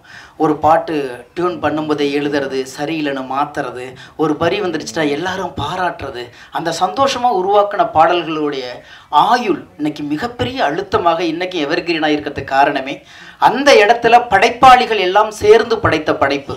ஆனால் 10 வருட காலமாக வெறும் டியூன் மட்டும்தான் வாட்ஸ்அப்பில் வந்துக்கிட்டு இருக்கு, வரிகள் மட்டும்தான் வாட்ஸ்அப்பில் போயிட்டுருக்கு. எங்கேயோ பாடுறாங்க, எங்கேயோ மிக்ஸ் பண்ணுறாங்க, எங்கேயோ வந்து கடைசி ஃபைனல் வரும் பொழுது அந்த வீடியோ பண்ணுவாங்க, லிரிக்கல் வீடியோன்னு வரும் பொழுது தான் நம்ம பாட்டு உசுரோடு இருக்கா, கை இருக்கா, கால் இருக்கா, நகம் இருக்கான்னு அப்போ தான் நம்ம பார்ப்போம், எது எடுப்பாங்க எது எடுக்க மாட்டாங்கன்னு. அதுலேருந்து மாறி நீண்ட நாட்களுக்கு பிறகு அண்ணன் தேவா அவர்களுடைய வேலை பார்த்தது எனக்கு இன்னும் மலர் நினைவுகளாக இருக்கிறது. காரணம், மனுநீதிங்கிற படத்தில் தான் நான் அவருடைய முதல்ல ஒரு ரோஜா தோட்டம் பூத்து குலுங்குதுன்னு நாங்கள் 2 பேரும் ஃபஸ்ட் அவருக்கு எழுதின முதல் பாட்டு அது. அன்னைக்கு தேவா அண்ணன் என்னை எப்படி கூப்பிட்டாரோ, அன்னைக்கு தேவா அண்ணன் எப்படி பாசமாக இருந்தாரோ, அந்த பாசம் இன்னைக்கும் அப்படி இருக்குது. ஏன்னா நிறம் மாறாத பாசத்துக்கு சொந்தக்காரரும் அண்ணன் இருக்காங்க. எனவே இந்த கல்ச்சர் நல்லா இருக்குது. இன்னொரு நன்றி சொல்லணும் சிவம் சாருக்கு. இப்போலாம் 2 பாட்டு வச்சு அதில் ஒரு பல்லவி ஒரு சரணத்தோடு முடிக்கிற கலாச்சாரத்தில் இருக்கும்போது 3 பாட்டு வச்சு அதுக்கு 2 சரணம் வச்சிங்களா, அதுக்கு நன்றி சொல்ல வேண்டியிருக்கிறது. ஆனால் எழுதுறதுக்கு படைப்பாளிகள் நிறையா இருக்காங்க, களமம் கிடைக்க மாட்டேது யாருக்குமே. இன்னொரு பக்கம் பார்த்தீங்கன்னா நிறைய பேர் நண்பர்கள் பாடல் ரொம்ப நல்லா இருக்கு, ஆனால் இப்போ வர அந்த ட்ரெண்டிங்க்கு சரியாகுமா சார்னாங்க. என்னை பொறுத்த வரைக்கும் மக்களுக்கு புரியாத எதையும் படைப்பாக கருதுவது இல்லை. நான் இந்த பாடல்கள் புரிகிறது, அது படைப்பு. இந்த படத்துக்கு இது தேவை, இதை கொடுத்துருக்குறாங்க. அதனால் வேண்டி எது புதுசு எது பழசு எது ட்ரெண்டிங்கிறதுலாம் எனக்கு நம்பிக்கை கிடையாது. மக்களுக்கு போய் சேருவது மட்டும்தான் படைப்பு. அது போய் சேரலைன்னா அது படைப்பாகவே இருக்க முடியாது அப்படிங்கிறது என்னுடைய கூற்று. அந்த வகையில் ஒரு நல்ல படத்தில், நல்ல கதை அம்சத்தோடு இருக்கிற ஒரு படத்தில் நல்ல ஒரு நிறைவான ஒரு பணியை நான் செஞ்சுருக்கிறேங்கிற ஒரு பெரிய திருப்தி இருக்குது. எனவே இந்த மாதிரி தயாரிப்பாளர்கள் ஜெயிக்கணும். காரணம், இப்போ பெரிய படங்களால் வர பிரச்சனை தான் இன்றைக்கி ஸ்ட்ரைக்கு சொல்கிறோம். ஒரு பக்கம் வந்து சம்பள பிரச்சனை, ஒரு பக்கம் வந்து ப்ரெஸ்டீஜ் இஷ்யூ. ஏன்னா இந்த ஒட்டுமொத்த எப்போதுமே வந்து சமூகத்தில் உள்ள பிரச்சனைகளுக்கான முடிச்சுகளை அவிழ்ப்பது மொத்தம் கலைகளுடைய பணியாக இருந்துச்சு. நிறைய முடிச்சுகள் இருக்கும், ஜாதியால் விழுந்திருக்கும், மதத்தால் விழுந்திருக்கும், ஏற்றத்தால் விழுந்திருக்கும், ஏழ்மையால் விழுந்திருக்கும். இப்படி பல்வேறு முடிச்சுகளை அவிழ்த்து சரி செய்வது மட்டும்தான் கலையின் பணியாக இருந்தது. ஆனால் இன்றைக்கு அந்த கலையிலேயே ஏகப்பட்ட முடிச்சு விழுந்தது தெரிஞ்சிச்சுன்னா இந்த மாதிரி சின்ன ப்ரொடியூசர்கள் கூட உள்ள வர பயப்படுவாங்க. எனவே நம்மளுடைய பிரச்சனைகளை நாமே சரி செய்து அடுத்த தலைமுறைக்கு கலைகளை கடத்த வேண்டும். அப்படி கடத்த வேண்டும் என்றால் சிறிய படங்கள் நிறைய வர வேண்டும். ஏனென்றால் ஒரு பெரிய படம் என்பது 3 வருடத்துக்கு ஒரு கதை வருது. ஒரு சின்ன படம்ங்கிறது தான் ஒரு வருஷத்துக்கு 10 படமாவது வரும். ஒரு 500 குடும்பம் ஒரு படத்தில் பிழைக்குதுன்னா 10 குடும்பத்தில் எத்தனை குடும்பம் பிழைக்கும் நீங்களே பார்த்துக்குங்க. இது வெறும் கலையாக மட்டுமில்லாமல் வாழ்வாதாரமாகவும் கலாச்சாரத்தின் பரிணாமமாகவும் தொடர்ந்து தமிழ் மண்ணில் ஒழித்து கொண்டிருக்கும் கலைக்காக சில விஷயங்களை கடந்து போவது நல்லது. காரணம், சினிமாவில் சண்டை போடுவர்கள் எல்லாம் சினிமாவை நேசிப்பவர்கள். நான் ஒருத்தனை வேணும்னு சொன்னாதான் சண்டை போடணும், வேண்டான்னு சொன்னா செல்ல ஆஃப் பண்ணிட்டு போயிட்டே இருக்கணும். நீ வேண்டான்னு முடிவு பண்ணிட்ட, நான் பேசவே தேவையில்லை. எதுக்கு வாதம், எதுக்கு விவாதம்? தூக்கி எறிஞ்சிட்டு போக வேண்டியதானே. எப்போதுமே ஒருத்தட்ட கோபம் இருக்கு, ஒரு சண்டை இருக்கு, ஒரு வாதம் இருக்குன்னா எனக்கு நீ வேணும், உன்னை விட்டு நான் போக மாட்டேங்கிறதான். அது கலையா இருக்கட்டும், குடும்பமா இருக்கட்டும், நட்பா இருக்கட்டும், சண்டை வர இடத்தில் பிடிமானம் அதிகம் இருக்கிறது என்பதை புரிந்து கொண்டு கடந்து போக ஆசைப்படுவோம். நன்றி, வணக்கம். என்னோட படத்தில் வந்து என்னோட காட்சி வந்து என் அனுமதி இல்லாமல் சேர்க்கப்பட்டிருக்கின்றார். அதெல்லாம் கண்டிக்கத்தக்க விஷயம். ஒரு படைப்பாளி, ஒரு எழுத்தாளர், அவர் கனவு கண்டு அவர் எழுதின கதை, அவர் படைத்த ஒரு படைப்பு, அவர் அனுமதி இல்லாமல் சேர்ப்பது வந்து ஏற்றுக்கொள்ளவே முடியாது. அது சங்கம் பார்த்துக்கிறோம். இருந்தாலும் என்னோடய கருத்தை நான் பதிவு பண்ணுறேன். அந்த மாதிரி நிறைய பிரச்சனைகள் இருக்குது. அதெல்லாம் தாண்டி நம்ம ஒரு விஷயத்தை சமீபத்தில் மறந்துட்டோம் அப்படின்னு மட்டும் எனக்கு தோணுது. இது வந்து எங்கள் சங்கத்தினுடைய தமிழ்நாடு திரைப்பட இயக்குனர் சங்கத்தினுடைய செயலாளர் அண்ணன் பேரரசு சார்கிட்ட வந்து நான் பேசணும்னு நினச்சிக்கிட்டு இருந்தேன். விழா ஆரம்பிக்கும் போது கரெக்டாக அவர் வரல. அதுக்கு முன்னாடி நான் சொல்லிடலாம்னு ஆசைப்பட்டேன். வராதனால இந்த மேடையில் வச்சு நான் சொல்கிறேன். எல்லாருமே சேர்ந்து நம்ம சினிமாவோடைய பிரச்சனை பேசிக்கிட்டே இருக்கோம். இது நிச்சயமாக பேச வேண்டிய பிரச்சனை. நடிகருடைய சம்பளம் உட்பட, பட்ஜெட் உட்பட எல்லாமே இங்கே பேச வேண்டிய பிரச்சனை. எல்லாமே இங்கே நமக்குள்ளே தீர்த்துக்கிட வேண்டிய விஷயம். ஆனால் இது எல்லாமே நடிகர் தனுஷ் பிரச்சனை உட்பட நம்ம குடும்பத்தின் பிரச்சனை. இதை நம்ம தீர்த்துக்கலாம். ஆனால் இதை தாண்டி தமிழ் ராக்கர்ஸ் அப்படின்னு சொல்லி ஒருத்தர் ஸ்டீபன் அப்படின்னு சொல்லி கடந்த ஒரு வாரத்துக்கு முன்பு கைது செய்யப்பட்டார் கேரளாவில், கொச்சினில். 2011 ஆரம்பித்த அவங்களுடைய ஆதிக்கம், அவங்க பண்ண அட்டுழியம், ஒரு மாஃபியா மாதிரி ஒரு 10-12 பேர் இருந்துக்கிட்டு இந்த தமிழ் சினிமா ஒட்டுமொத்தமாக அழிச்சுக்கிட்டு இருந்தாங்க. 14-15 வருஷமாக எத்தனை திரைப்பட தயாரிப்பாளர்கள் நாசமானாங்க, ஒன்றுமில்லாமல் போனாங்க. அவங்க ஆதிக்கத்தினால், அவங்களோட அட்டுழியினால். அப்படின்னு எத்தனை நடிகர்களுடைய வாழ்க்கை போச்சு, எத்தனை இயக்குனருடைய வாழ்க்கை போச்சு. கத்துனோம், கதறணும், தமிழ் ராக்கர்ஸ் கண்டுபிடிக்கணும், அவங்கள பிடிக்கணும், அது பண்ணணும்னா எல்லாம் பரபரப்பாக இருந்துச்சு, செய்தியாக மட்டுமே இருந்துச்சு. ஆனால் அதை ஒற்றை மனிதன் அதோட அட்மின் சொல்லி ஒருத்தனை அரெஸ்ட் பண்ணியிருக்காங்க. ஒரு குரல் தமிழ் சினிமாலேருந்து வரல. ஏன்னா இங்கே நம்ம பிரச்சனை பேசிக்கிட்டே இருக்கோம். நம்மளை அழைச்ச ஒருத்தனை வந்து இது பண்ணியிருக்காங்க, ஒரு கேரளா கவர்மெண்ட் போலீஸ் அரெஸ்ட் பண்ணியிருக்காங்க. நம்ம தமிழ்நாடு அரசுக்கு ஒரு கோரிக்கை வைக்கலை, ஒரு கண்டனம் தெரிவிக்கலை. ஒரு மாஃபியா நம்ம வந்து அதை பேசணும்னு நான் நினைக்கிறேன். ஒவ்வொரு சங்கமும் எங்கள் செயலாளர் அண்ணன் பேரரசு சாருக்கு வந்து நான் கோரிக்கையாக வைக்கிறேன். எங்கள் சங்கம் உட்பட ஒட்டுமொத்த 24 கிராஃப்டும், எங்கள் சங்கத்தினுடைய கௌரவ தலைவர் செல்வமணி சார் இருக்காங்க, அவர் தலைமையில் இயங்கக்கூடிய தொழிலாளர் அமைப்பு இருக்குது. எல்லாரும் சேர்ந்து, தயாரிப்பாளர் சங்கம் சேர்ந்து ஒட்டுமொத்தமாக ஒவ்வொரு சங்கமும் தனி தீர்மானம் நிறைவேற்றி அவங்கள குண்டாஸில் போடணும். அவங்களுக்கு வந்து தமிழக அரசு, தமிழக போலீஸ் அவங்களை வந்து கண்ட்ரோலில் எடுத்து வெளியே வர முடியாத தண்டனை கொடுக்கணும். அவருக்கு பின்னாடி யாரெல்லாம் இருக்காங்கன்னு சொல்லி நம்ம கண்டிக்கணும்.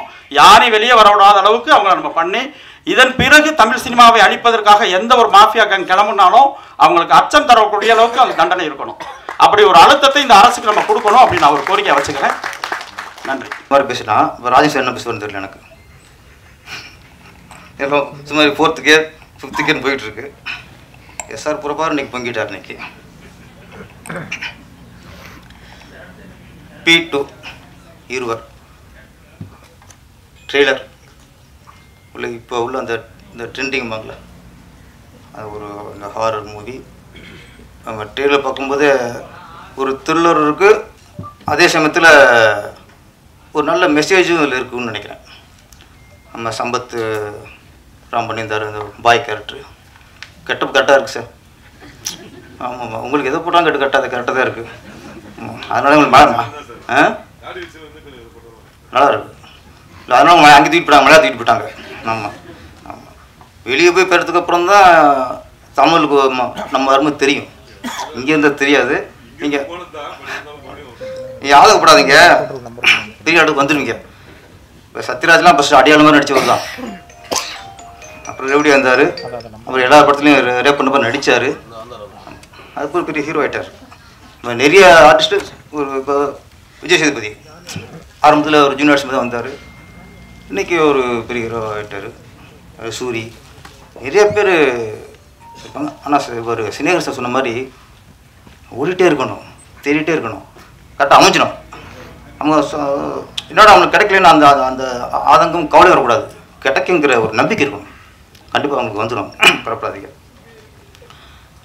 அப்புறம் இந்த படத்தோட இயக்குனர் சிவம் ட்ரெய்லரில் ஒரு திறமெல்லாம் காட்டிட்டார். அந்த ட்ரெய்லரை பார்க்கும்போது ஒரு விஷயம் ஓரளவு கொஞ்சம் புரிஞ்சுக்க முடிஞ்சது.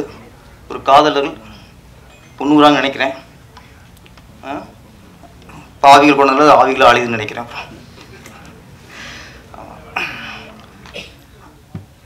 கடைசியாக பேய் பிடிச்ச உடனே நம்ம இங்கே ஓடுறோம்னா தற்காப்பு தான். மனுஷனுக்கு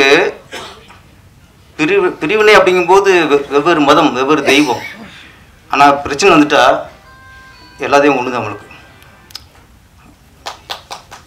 நம்ம மாண்டூர் தற்காவை பார்த்தா அங்கே முஸ்லீம் மட்டும் இருக்க மாட்டாங்க. அங்கே அதிகமாக இருக்கிறது இந்துக்களும் கிறிஸ்தவரும் தான். நிறைய பேர் கயிறு கட்டுவாங்க. கயிறு குழந்தை கட்டுவாங்க, அவங்க கட்டுவாங்க. பார்த்தா நிறைய இந்துக்களும் கட்டுவாங்க. அப்போ மனுஷனுக்கு பிரச்சனை வந்துட்டா அல்லாவது இயேசுவாது சிவனாவது எல்லாம் ஒன்றுன்றோம். பிரிவினு பேசும்போது தான் நான் அல்லடா, நான் இயேசு, நான் பிள்ளையார், நான் முருகர் அப்படிமா. இப்போ முருகர் இல்லைங்கிறாங்க, அது வேறு அது பிரச்சனை போயிட்டுருக்கு. ஆனால் இது ஒரு நல்ல விஷயம். யாருக்கு இருந்தாலும் எல்லா தெய்வமும் அவங்களுக்கு துணையாக இருக்குங்கிற விஷயம் நான் டெய்லரை பார்த்து கொஞ்சம் புரிஞ்சுக்கிட்டேன். அப்புறம் சினேகன் சார், கவிஞர் சினேகன் சார், இதுக்கு முன்னாடியே இந்த ஜீன்ஸ் படத்தை பற்றி சில இதெல்லாம் இன்டர்வியூலாம் பார்த்தேன். ஜீன்ஸ் படத்தில் வந்து ஐஸ்வர்யா ராய் வந்து ஹீரோயின். அப்போல்லாம் வைரமுத்து சார் தான் பாட்டு எழுதணும். இந்த எனக்கு அப்போ அதிசயங்களை பற்றி எழுதணும். அப்போ அவர் எழுத சொல்லும்போது நான் வந்து ஒரு எனக்கு ஐஸ்வர்யா நேராக ஒரு பார்த்துறேன் அப்படின்னு இருக்கார். சரி ஓகே கவிஞர் விருப்பப்படுறேன்ட்டு பாம்பேக்கு வைரம் சார் கூட்டி போயிருக்காங்க. கூட்டி போய் ஐஸ்வர்யாட்ட அறிமுகப்படுத்தி இவர் தான் படத்தோட கவிஞர் சொன்னா நான் கேட்டேன்னா ஒருத்தர் முந்திக்கிட்டு வந்து இல்லைனாலே அது இருக்குன்னு அர்த்தம். அவரு குற்ற உணர்வு உறுத்துறதுனால தான் டக்குனு வந்து ஆளுடாரு, நாங்கள் விட மாட்டோம் என்ன. அப்புறம் ஐஸ்வர்யா பார்த்ததுக்கப்புறம் ஐஸ்வர்யாயே வேக்கிற அளவுக்கு அதிசயமே அதிசயிக்கிற அளவுக்கு அவர் வர்ணிச்சார் வைரமுத்து. அந்த பாட்டை கேட்டு ஐஸ்வர்யாயே வேந்துட்டாங்க, இப்படி ஒரு கவிஞரான்ட்டு. அந்த மாதிரி இந்த படத்துக்கு கம்போசிங் நடந்திருக்கு. தேவா சார் உட்காந்துருக்காரு, டைரக்டர் சிவன் சார் உட்காந்துருக்காரு. ஒரு சிச்சுவேஷன் சொல்லியிருக்காரு அவர் டைரக்டர். என்ன சிச்சுவேஷன் சார்? சார் தொட்டப்பட்டா ரோட்டு மேலே முட்டை போராட்டா, தொட்டுக்கொள்ள சிக்கன் தரட்டா, இந்த மாதிரி சாங் வேணும்னு இருக்காரு. ஓகே சார், நான் டியூன் போட்டாச்சு. யார் எழுத வைக்கலாம்? இதுக்கு பேர் போனவர் நம்ம சினேகன் கவிஞர் தான். அவர் கூப்பிட்டுருவோம். சிச்சுவேஷன் சொல்லியாச்சு, டியூன் சொல்லியாச்சு. அப்போ சினேகன் கேட்டாராம் யார் இடத்துல ஆடுறது நடிக்கிறதுன்ட்டு. அஸ்மிதா அப்படின்ட்டு. நான் ஒரு பார்த்துக்கிறேன் சார், அப்போ தான் எனக்கு வரிகள் வரும்னு இருக்காப்புல. சரி ஓகே கவிஞர் விருப்பப்படுறாரு, போய் அஸ்மிதா அறிமுகப்படுத்துவோம் அப்படின்ட்டு சிவன் சார் கூட்டிகிட்டு. டேரக்டர் வேறு வேலை இல்லை, டேரக்டர் மாதிரி ஒரு குழப்பம் எதுவுமே இல்லை. சார் கவிஞர் கேட்டாருன்ட்டு கூட்டி போய் அஸ்மிதா நீங்கள் ஷூட்டிங் வந்திருக்காங்க, இவங்க அஸ்மிதான்ட்டு அப்படியே பார்த்து 5 நிமிஷம் பேசிட்டு வந்திருக்காரு. வந்தவுடனே வரி போட்டாராம், பஞ்சாபி பலகாரம் பார்த்தாலே பசியாரும், செய்யாத சேதாரம், நான் தான் ஆதாரம். அஸ்மிதா பார்த்து வரும்போது சொல்லிட்டாராம் வரிய. அந்த அளவுக்கு எங்கள் கவிஞர்.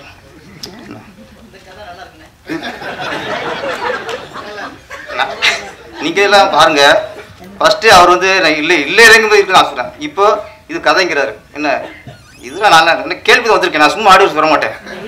என்ன இது கதை, என்ன ஒரு பாட்டு எப்படி உருவாச்சு, அந்த கவிஞர் என்ன எப்படி பாடுபடுத்தினாரு, பாட்டு எழுதினாரா பாடுபடுத்தினாரா, எல்லா விசாரிச்சு நான் ஆடியோஸுக்கு வருவேன். அப்போ இந்த பஞ்சாபி பலகாரத்தை பற்றி எல்லா கதையும் எனக்கு தெரியும் எனக்கு.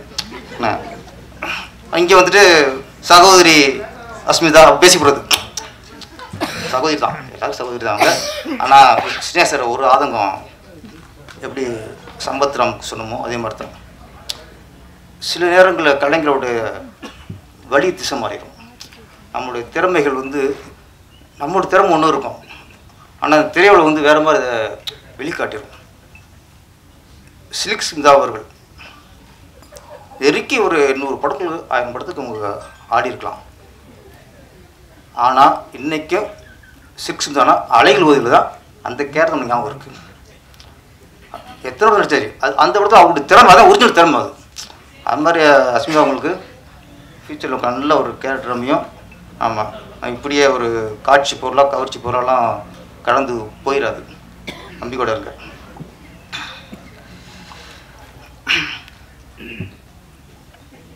சைனீஸ் தென்றல் தேவா சார், அவர் வந்து நம்ம வந்து இந்த ஈஸியாக நினைக்கிறோம். அவர் ஆராய்ச்சி பார்த்தா அவரை விட ஒரு அற்புதம் எதுவும் இருக்க முடியாது. இப்போ கோயிலில் வந்து 400 ரூபா 500 ரூபா சிறப்பு டிக்கெட் எடுத்து போவானுங்க, அவன் கிட்ட போயிடுவான். தர்ம தரிசனம். அவன் தான் உருகி போகிறவன். எவன் தர்ம தரிசனத்தில் 2 மணி நேரம் 3 மணி நேரம் இருந்து ஊர்ந்து போகிறானோ அவன்தான் இறைவனை உருகி நினச்சி அப்படி சுமந்துட்டு போகிறான். சிறப்பு தரிசனமும் பக்தி இருக்கும். ஆனால் நீ சிறப்பு தரிசனம் கிட்ட இருக்கிறனாலையோ ஆண்டவன் காட்டுன்னு அங்கேயே போயிடாது. அவனுக்கு கிட்ட இருக்கணும் ஒன்று தான், தூரத்து இருக்கும் ஒன்று தான். பார்வை பார்த்தாத்தான் அவன் கடவுள். மனிதர்கள் அப்படித்தான். எந்த மனிதன் எல்லாரையும் ஒரே மாதிரி பார்க்குறானோ, பணக்காரன் ஒரே பார்வையிலும் ஏழையில ஒரே பார்வையில் பார்த்தா அவன் இறைவனுக்கு சமம். தேவாசுர ஏன் அதிசயம் அற்புதம் சொன்னா, அவர் ஒரு பக்கம் பாட்ஷா, அண்ணாமலை, பெரிய பெரிய படங்கள் உச்சத்தில் இருக்காரு. அந்த நேரத்தில் ஒரு பக்கம் பாட்ஷாவுக்கு இசையம் வைப்பார், மறுநாள் பார்த்தா புது டைரக்டர் புது ப்ரொடியூசர் அங்கேயும் இசையம் வைப்பார். தேவாசர் ஒரு ஆள் தான் எவ்வளோ உச்சத்தில் இருந்தாலும் எல்லாத்தையும் சரிசமாக பார்த்தவர். ஒரு புது ப்ரொடியூசரு, புது இயக்குனர் ஈஸியாக எளிதாக போய் ஒரு பார்க்கக்கூடிய இசையமைப்பாளர் யாருன்னா அவர் தான். சிலர் புது டைரக்டர் புது ப்ரொடியூசர்னா ஒரு இசையமைப்பாட்ட அப்பாயிண்ட் ஆக முடியாது. இசையமைக்க வைக்கிற அடுத்த விஷயம் மீட் பண்ண முடியாது, எல்லாத்துக்கும் விசாரிப்பாங்க. அப்போ சின்ன டைரக்டர் சின்ன ப்ரொடியூசர்னா நோ அப்பாயின்மெண்ட். இங்கே அப்படி இல்லை, அவங்களுக்கு தான் முதலிடம். சின்ன ப்ரொடியூசருக்கும் சின்ன இயக்குனர் தான் முதல்ல பார்ப்பார். ஏன்னா நிறைய பேர் அவருடைய அருமை தெரியாமலே திரையுலகம் இருக்குது. சார் முதல்ல திரையுலகம் சார்பாக எல்லா இயக்குனர் சார்பாக நானும் புது டைரக்டர்லேருந்து வந்தவன் தான். எல்லா சார் உங்களுக்கு நன்றி சார். 80-90களில் நிறைய ஹீரோக்கள் இளையராஜா மியூசிக் பண்ணால் தான் நடிப்பேன். அவர் மியூசிக் இல்லைன்னா காட்சி கொடுக்க மாட்டாங்க. அப்படி இருந்த காலம் உண்டு. ஆனால் அந்த நேரத்தில் ஒரு பக்கம் ரஜினி, ஒரு பக்கம் கமல், ஒரு விஜயகாந்த், சத்யராஜ், ஒரு பக்கம் போயிட்டு இருக்கு, முரளி, ராமராஜன், எல்லாருக்கும் இளையராஜா. அப்போ 2 பேர் வளர்கிறாங்க சார், அடுத்த ஜென்ரேஷன். ஒரு பக்கம் விஜய், ஒரு பக்கம் அஜித். விஜய் படத்துக்கு தொடர்ந்து இசையமைத்து அவரை வெட்டி போகிற ஹீரோவாக்குனவர் தேவா சார். எல்லா படம் ஹிட்டு. இந்த பக்கம் அஜித், ஆசை, இந்த ஒரு படம் ஆசையில் அத்தனை பாட்டும் அற்புதம் கேட்டு போனோம். அப்போ இளையராஜா இருந்தால் தான் ஒரு ஹீரோ உருவாக முடிகிற காலகட்டத்தில் ஒரு தலையும் தளபதி உருவாக்குனவர் தேவா சார். இப்போ இன்னைக்கு இந்த படத்துக்கு P2க்கு தேவாசம் மாதிரி இசையமைச்சு இந்த படத்துக்கு மிகப்பெரிய ஒரு பலம். இப்போ நிறைய பேர் ஆதங்கத்தை வெளிப்படுத்துகிறாங்க. சினிமாவில் சூழ்நிலை ஒன்று புரிஞ்சுக்கணும் சார். ஸ்ட்ரைக் அப்படின்னாலே யார் பண்ணுவா? தொழிலாளர் தான் பண்ணுவாங்க. லேபர்ஸ் ஸ்ட்ரைக்குங்கிறது எப்போவுமே இது வரைக்கும் நம்ம பார்த்து வந்த ஒரு காலகட்டம். முதலாளிகள் ஸ்ட்ரைக் பண்ணுறாங்கன்னா அது எவ்வளோ பெரிய ஒரு வேதனையான விஷயம். அப்போது தொழிலாளி ஸ்ட்ரைக் பண்ணுறாங்க, ஓகே, அது நம்ம காலங்களும் பார்த்துட்டு ஒரு விஷயந்தான். முதலாளிகள் ஸ்ட்ரைக் பண்ணுறாங்கன்னா நம்ம அதை கவனிக்கணும். ஏன் அப்போ பண்ணுறாங்கன்னா அப்போ எந்த அளவுக்கு அவங்க நொந்து போயிருப்பாங்க, எந்த அளவுக்கு அவங்க நொடிச்சு போயிருப்பாங்க. அவங்க ஸ்ட்ரைக் பண்ணுற அளவுக்குன்னா இப்போ சினிமா எந்த லட்சணத்தில் இருக்குது. ராஜசிம்மன் அவருடைய ஆதங்கத்தை வெளிப்படுத்தினார். ஓகே, அவருக்கு இது சும்மா இது ஒரு ஃபோர்ஸாக பேசுகிற விஷயம் இல்லை. அவர் பேசும்போது தெரிஞ்சது இது மேடைக்காக பேசுகிறதோ அதுக்காக இல்லை. அது அந்த மனசு காயப்பட்டிருக்கு. அந்த காயத்தின் வலி வார்த்தையை வெளியே வந்துருச்சு. அவ்வளோதான். நான் என்ன சொல்கிறேன்னா ஒன்றே ஒன்று தான் சார். ஒரு தயாரிப்பாளர் நல்லா இருந்தால் தான் சினிமா நல்லா இருக்கும். ஒரு தயாரிப்பாளர் லாபம் அடைந்தால்தான் இந்த தொழில் சுமூகமாக நடக்கும். ஒவ்வொரு ப்ரொடியூசராக அழிஞ்சிட்டே இருந்தானா நான் என்ன மிஞ்சும்? எங்கே ஏவி படம் எங்கே எடுக்கிறாங்க? கவிதாலய படம் எடுக்கிறாங்களா? வாழ்ந்து படம் எடுக்கிறாங்களா? தியாகராஜ பிசி படம் எடுக்குதா? லட்சுமி முகேஷ் படம் எடுக்கிறாங்களா? சூப்பர் குட் ஃபிலிம்ஸ் படம் எடுக்குதா? ஒரு காலத்தில் இந்த தமிழ் திரையுல கட்டியாண்டு இத்தனை பேனர்லாம் என்ன சார்ச்சு? இந்த நிறுவனம் நீங்கள் எங்கே போச்சு? ஏன் அழிஞ்சிச்சு? ஏன் படம் எடுக்க மாட்டேங்கிறாங்க, ஏன் பயப்படுறாங்க? அப்போ சினிமா பற்றி தெரியாமல் புதுசு புதுசாக வந்து அழிச்சிட்டே இருப்பாங்க. நம்ம ஒருத்தர் அடிச்சுட்டே இருப்போம், ஒருத்தர் அழிவான், ஒருத்தர் இருப்பான், ஒருத்தர் அழிவான், இன்னொருத்தர் அழிவான். எத்தனை காலத்துக்கு? அப்போ எப்போ தான் தயார் பசங்க உஷாராகணும்? அவங்களுக்கு ஒரு ஒரு கட்டத்தில் ஒரு விழிப்புணர்வு வரும்ல. அப்போ அவங்க நம்மளை காப்பாற்றுக்குங்க ஒரு ஒரு ஒரு முடிவுக்கு வருவாங்கல்ல. அந்த நேரம் தான் இது. நான் ஒன்று வச்சுறேன், ஒரு ப்ரொடியூசரை நல்லா இருக்கணும்னு அந்த படத்தில் நடிகர் நினைக்கணும் சார். அந்த படத்தை இயக்குனர் நினைக்கணும். இந்த தயாரிப்பாளருக்கு இந்த படத்தில் லாபம் கிடைக்கணும் அப்படின்னா அந்த டைரக்டர் மாசம் நினைக்கணும், எடிட்டர் நினைக்கணும், ஒளிப்பதிவாளர் நினைக்கணும், ஜூனியர்ஸ் நினைக்கணும், செட்டாளர் நினைக்கணும், சாப்பிட பரிமாறுறாங்கல்ல ப்ரொடக்ஷனில் அவங்க நினைக்கணும். ஒட்டுமொத்த பேரும். ஏன்னா அவர் தான் நமக்கு முதலாளி. அவர் பணம் வேறையாக இருக்கலாம், அது பிரச்சனை இல்லை. நமக்கு பணம் கொடுக்குறவங்க முதலாளி சார். முதல்ல டேரக்டர் எல்லாரும் இந்த படத்தில் ஒரு லாபம் கிடைக்கும்னு நினச்சா தான் அது ஆரோக்கியமான சினிமா. அவன் கட்டு போகிறான், ஒரு ஏடிஎம் மிஷின் மாதிரி அடிச்சோம்னா சினிமா அடிச்சிடும். இப்போ தான் தயாரிப்புக்கே ஒரு இது வந்திருக்கு, கட்டுக்கோப்பில் கொண்டு வரணும், ஒரு நெறிமுறைக்கு உட்படணும். பேசுங்க, சீரமைங்க. ஆனால் நம்ம ஒட்டுமொத்த சங்கமும் தயாரிப்பாளர் சங்கம் அப்படிங்கும்போது அதை மதிக்கணும். ஏன்னா அதுதான் சினிமா வாழ வைக்கிறது, எல்லாத்துக்கும் படி இழக்கிறது அதுதான். ஆனால் அதே தயாரிப்பாளர்கள் சிலர் ஏமாற்றுவார்கள். சம்பளம் கொடுக்காம ஏமாற்ற பார்ப்பாங்க, நம்ம தொழிலை நெரிப்பாங்க. ஒரு இயக்குனரை அவருடைய தொழிலுக்கு வந்து தலையிடுவாங்க.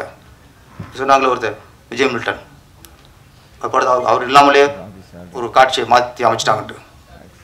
இது இது இது வந்து இது வேற இந்த மாதிரி அப்படி பிடிச்சிருக்காங்க. அது வந்து ஒரு தனிப்பட்ட ஒரு தயாரிப்பாளரின் குணம். தனிப்பட்ட தயாரிப்பாளரின் குணத்துக்கும் தயாரிப்பாளர் சங்கத்துக்கும் சம்பந்தம் இல்லை. அப்போ தனிப்பட்ட ஒரு குணம்னா அதுக்கு என்ன பண்ணுங்கிறத பேசி தீர்த்துக்கணும்.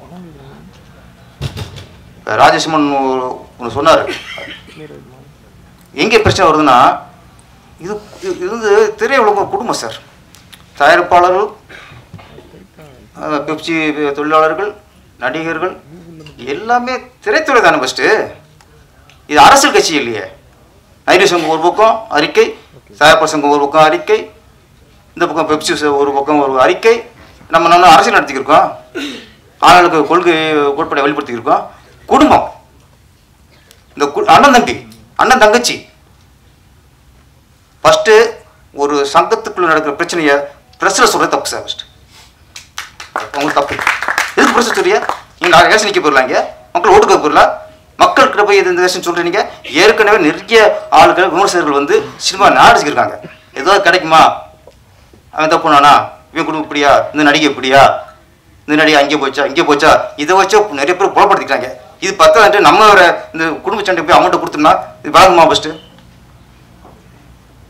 நடிகர்களுக்கு உங்களுக்கு பிரச்சனை, இங்கே நடி சங்கத்துக்கு கூப்பிட்டு பேசணும்.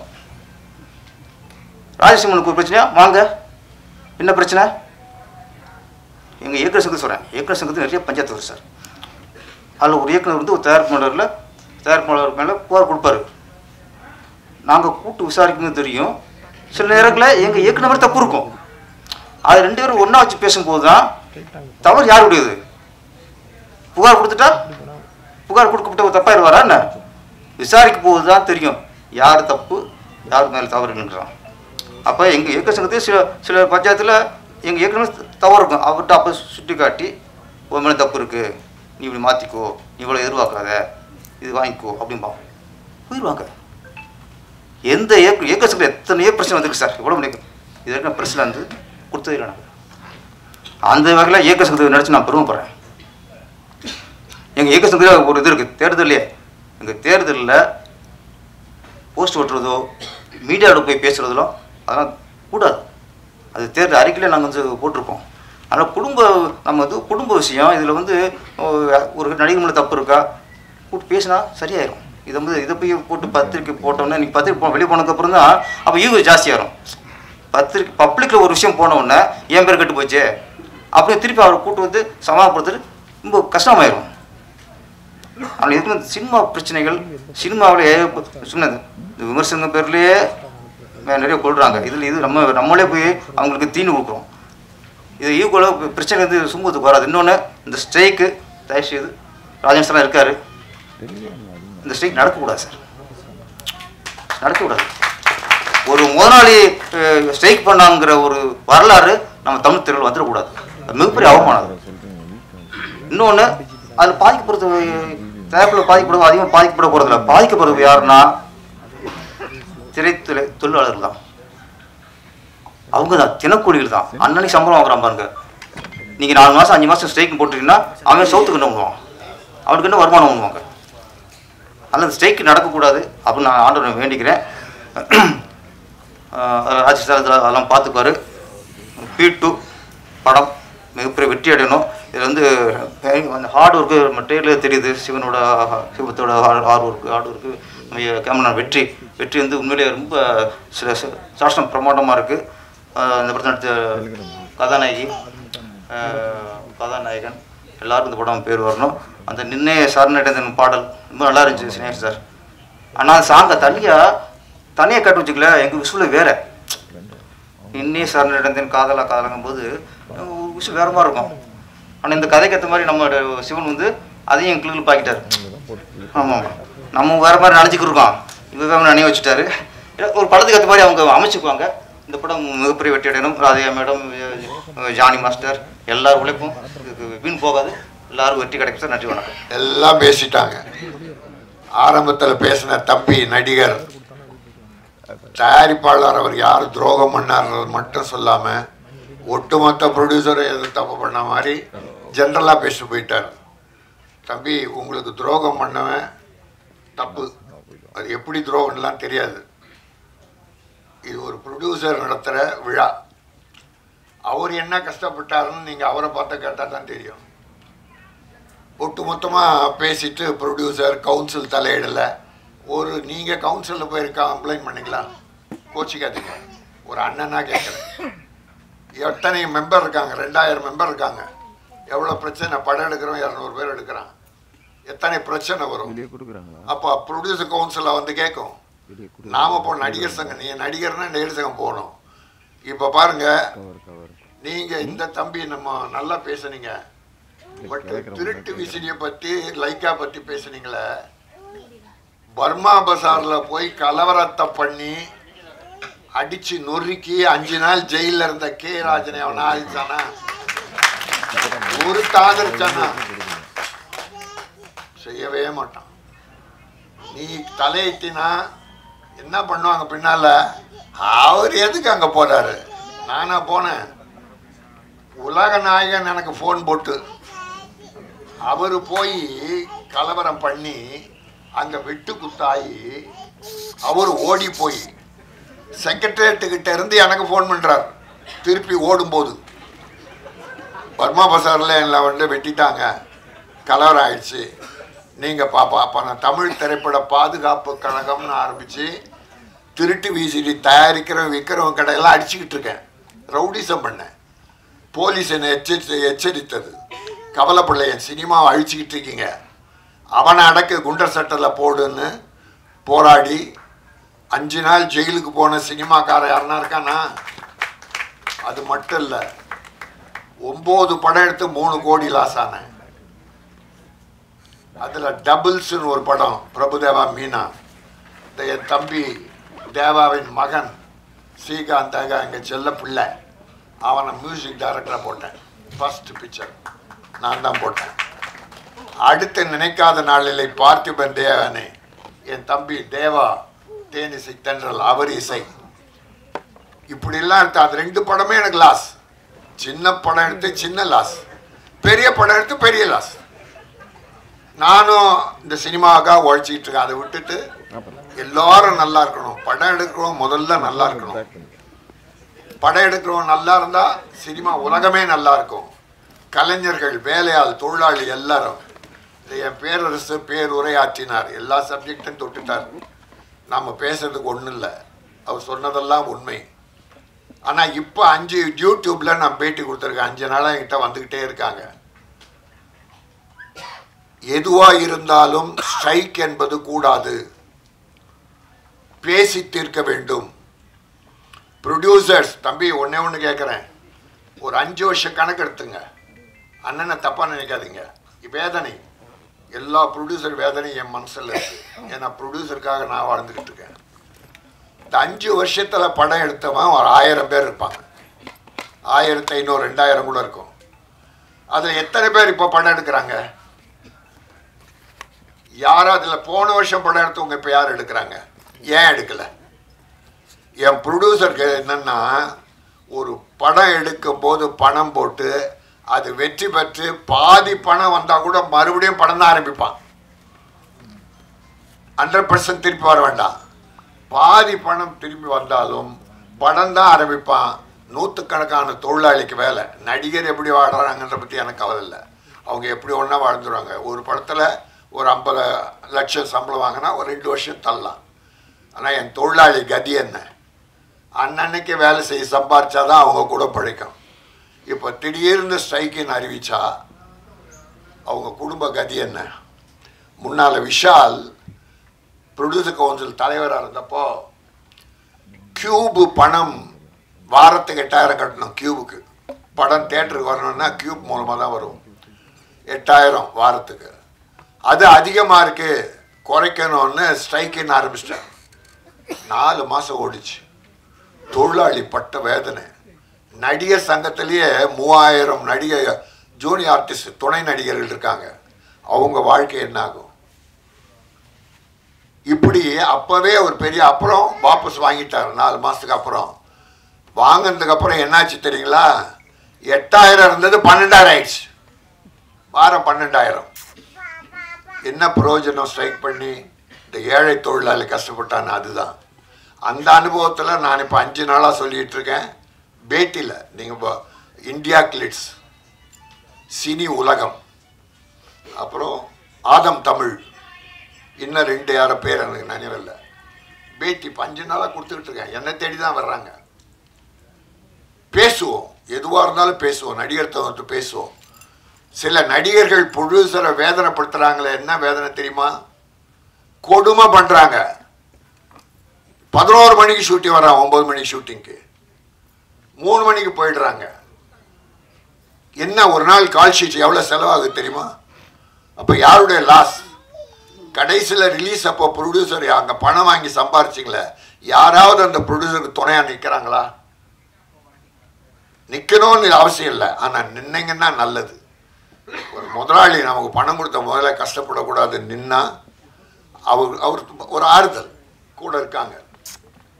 அதனால ப்ரொடியூசர் வேதனை சாதாரண வேதனை இல்லை. 80% ப்ரொடியூசர் காணாமல் போய்விட்டார்கள். வீடு, சொத்து, சுகம் எல்லாம் இழந்துட்டாங்க. இது வரலாறு. நீங்கள் எடுத்து பாருங்க, கணக்கு பாருங்க. இன்னைக்கு நான் இவ்வளோ பேசுகிறேன், இவ்வளோ போராடினேன், ஜெயிலுக்கு போனேன், ப்ரொடியூசர் பற்றி பேசிக்கிட்டு இருக்கேன். ஒவ்வொரு ஆடியோ ஃபங்க்ஷனை கூப்பிட்றது அதுக்காக தான் கூப்பிட்றாங்க. ஒரு 32 சின்ன ப்ரொடியூசருக்கு நான் பணம் கொடுத்துருக்கேன். 32 சின்ன ப்ரொடியூசருக்கு படம் எடுக்க பணம் கொடுத்துருக்கேன். அதில் 5 பேர் திட்டம் போட்டு மோசடி பண்ணி என்கிட்ட 3 கோடி ரூபாய் கிட்ட பண்ணிட்டான். மோசம் பண்ணி. அவன் பேரை சொல்ல விரும்பலை, பெரிய ஆள் தான். ஆனால் 18 படம் ரெடி ஆயிடுச்சு. 18 படம் முடிஞ்சிருக்கு. ஆனால் ரிலீஸ் பண்ண முடியல. விளம்பர பணம் பண்ணல. விளம்பரம் 50 லட்சமாவது வேணும். கியூபுக்கு ஒரு 25 லட்சமாவது வேணும். மற்ற ஒரு ஆடியோ ஃபங்க்ஷன் நடத்தினா இப்போ 10 லட்சம் செலவாகுது குறைஞ்சபட்சம். இது யார் கையில இருந்து கொடுக்கறது? பூசணிக்காய் முதல்ல தேங்காய் பழம் வாங்குறாங்களே பூஜைக்கு, அதிலிருந்து படம் முடிஞ்சு பூசணிக்காய் உடைக்கிற வரைக்கும், ஆடியோ ஃபங்க்ஷன் நடத்துகிற வரைக்கும், ரிலீஸ் நேரம் வரைக்கும் இந்த ப்ரொடியூசர் படுற பாடு இருக்க. ஆரம்பத்திலேருந்து அனுபவிச்சவங்க, சம்பாதிச்சவங்க யாருமே கூட இருக்கிறது இல்லை. இருந்தால் நல்லது, இருக்கணும்னு அவசியம் இல்லை. ஒரு மனிதாபிமானம். ப்ரொடியூசர் நம்மளை வச்சு படம் எடுத்தார், அவர் கூட இருந்து ரிலீஸுக்கு உதவுவோம் என்று நினச்சா அவருக்கு ஒரு தெம்பாக இருக்கும். வேற ஒன்றும் இல்லை. அதனால் உங்களுக்கு யார் துரோகம் பண்ணாங்களோ அது தப்பு. அப்படி பண்ணியிருந்தா உங்கள் மனத்தை நோகடிச்சிருந்தா. இது பொது. இதில் எனக்கு என்னென்னா, ஏதோ நிறைய ப்ரொடியூசர்ஸ் உங்களை பாதிக்க வச்ச மாதிரி தெரிஞ்சது. அதுக்காக தான் சொன்னேன், தப்பாக நினைக்காதீங்க. இங்கே வாமா.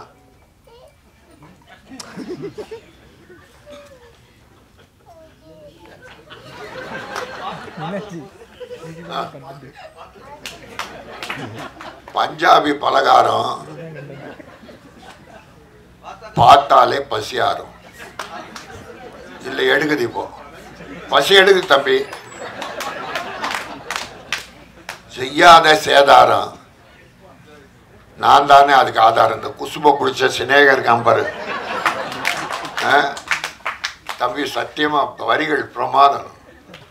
3 பாட்டு என் தம்பி தேவா இருந்தாலே அதில் ஒரு முத்திரை, அதுக்குன்னு ஒரு பேர் இருக்கும். சின்ன ப்ரொடியூசருக்கு அவர் ஹெல்ப் பண்ணுவார் பாருங்க, அப்படி பண்ணுவார். அதுதாங்க மனிதாபிமானம்.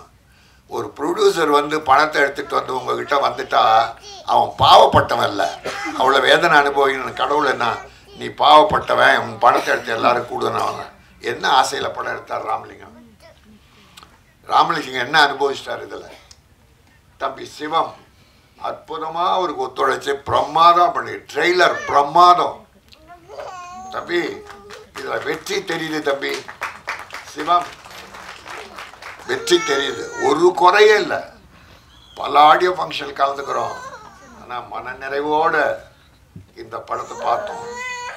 இந்த பஞ்சாபி பலகாரம் தான் கொஞ்சம் பசி எடுக்க வச்சிருச்சே தவிர மற்ற வகையில் எல்லாமே எனக்கு நல்லா இருந்தது. ராதிகா என் வீட்டு புள்ள அது. அப்புறம் தம்பி 2 பேரும் அந்த டான்ஸ் அழகாக பண்ணிருக்காங்க. அந்த ஃபர்ஸ்ட் நைட் சீன் கூட இந்த ஓவர கவர்ச்சி என்பதில் விரசம் இல்லாமல், எனக்கு விரசம் இருக்கக்கூடாது. நம்ம தாய்மார்கள்லாம் தங்கச்சி அக்கா எல்லாம் சந்தோஷமாக பார்க்கணும். ஐயோ பாவி பாவி படமாக எடுக்கிறான்னு சொல்லக்கூடாது. அந்த மாதிரி அந்த ஃபர்ஸ்ட் நைட் சீன் கூட சும்மா ஒரு சின்ன கவர்ச்சி இருக்குது, தப்பு இல்லை, அது வேணும், அது வேணும். ரொம்ப அழகாக பண்ணீங்க. எனக்கு மனசு திருப்தியாக இருக்குது. இந்த படம் வெற்றி பெறும். இந்த படம் வெற்றி பெற்று என் ராமலிங்கம் அடுத்து படம் ஆரம்பித்து இந்த தம்பிகளுக்கெல்லாம் வேஷம் கொடுக்கணும், கலைஞர்களை காப்பாற்றணும். இந்த கலைஞர்களே நீங்களும் ப்ரொடியூசரை காப்பாற்றுங்க.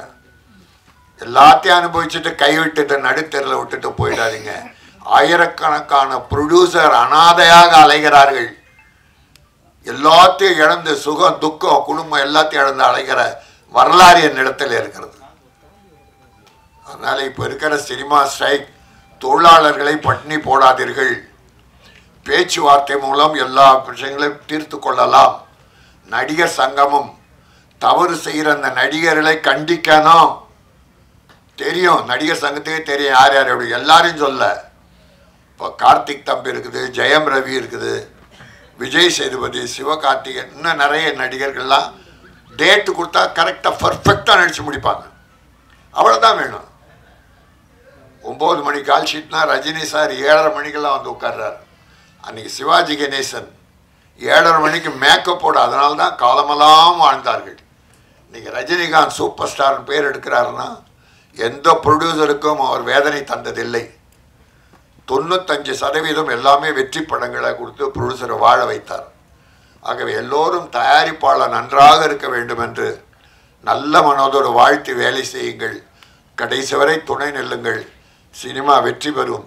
எல்லோரும் நலமாக இருக்கலாம் என்பதை சொல்லி இந்த P2 2% வெற்றி பெற்று இந்த 2% ப்ரொடியூசர் அண்ட் டைரக்டர் கூட அவரோட இணைந்த கலைஞர்கள், இசையமைப்பு எல்லாரும் நல்லா இருக்கணும், மகிழ்ச்சியாக இருக்கணும், வெற்றி பெறணும். நன்றி, வாழ்த்துக்கள். முதல்ல நான் நிறைய படம் செய்யறது இல்லைன்னு சொல்லலை, வர்றது இல்லை எனக்கு மியூசிக் சான்ஸு. அதனால் ரொம்ப நாளுக்கு அப்புறம் அன்பு சகோதரர் அதான் ராமலிங்கம் அவர்கள் இந்த அற்புதமான ஒரு வாய்ப்பை கொடுத்து கதையை சொன்னார்.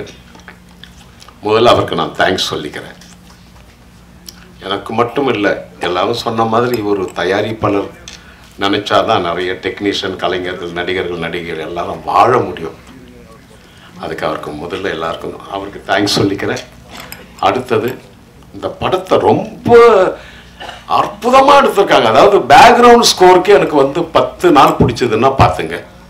பின்னணி இசை அமைக்கிறதுக்கு 10 நாள் ஆகுது, சீக்கிரம் முடிய சார், பணம் செலவாகுதுன்னு ப்ரொடியூசர் ஒரு வார்த்தை கூட சொல்லலை.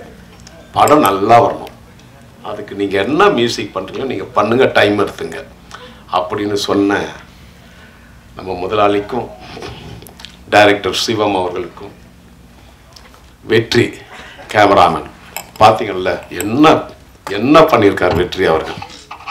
அதான் ஒரு டைரக்டருக்கு சார் சொன்ன மாதிரி ஒரு டைரக்டருக்கு ஒரு கேமராமேன் அமையும், அது அமைஞ்சாவே படம் வெற்றி.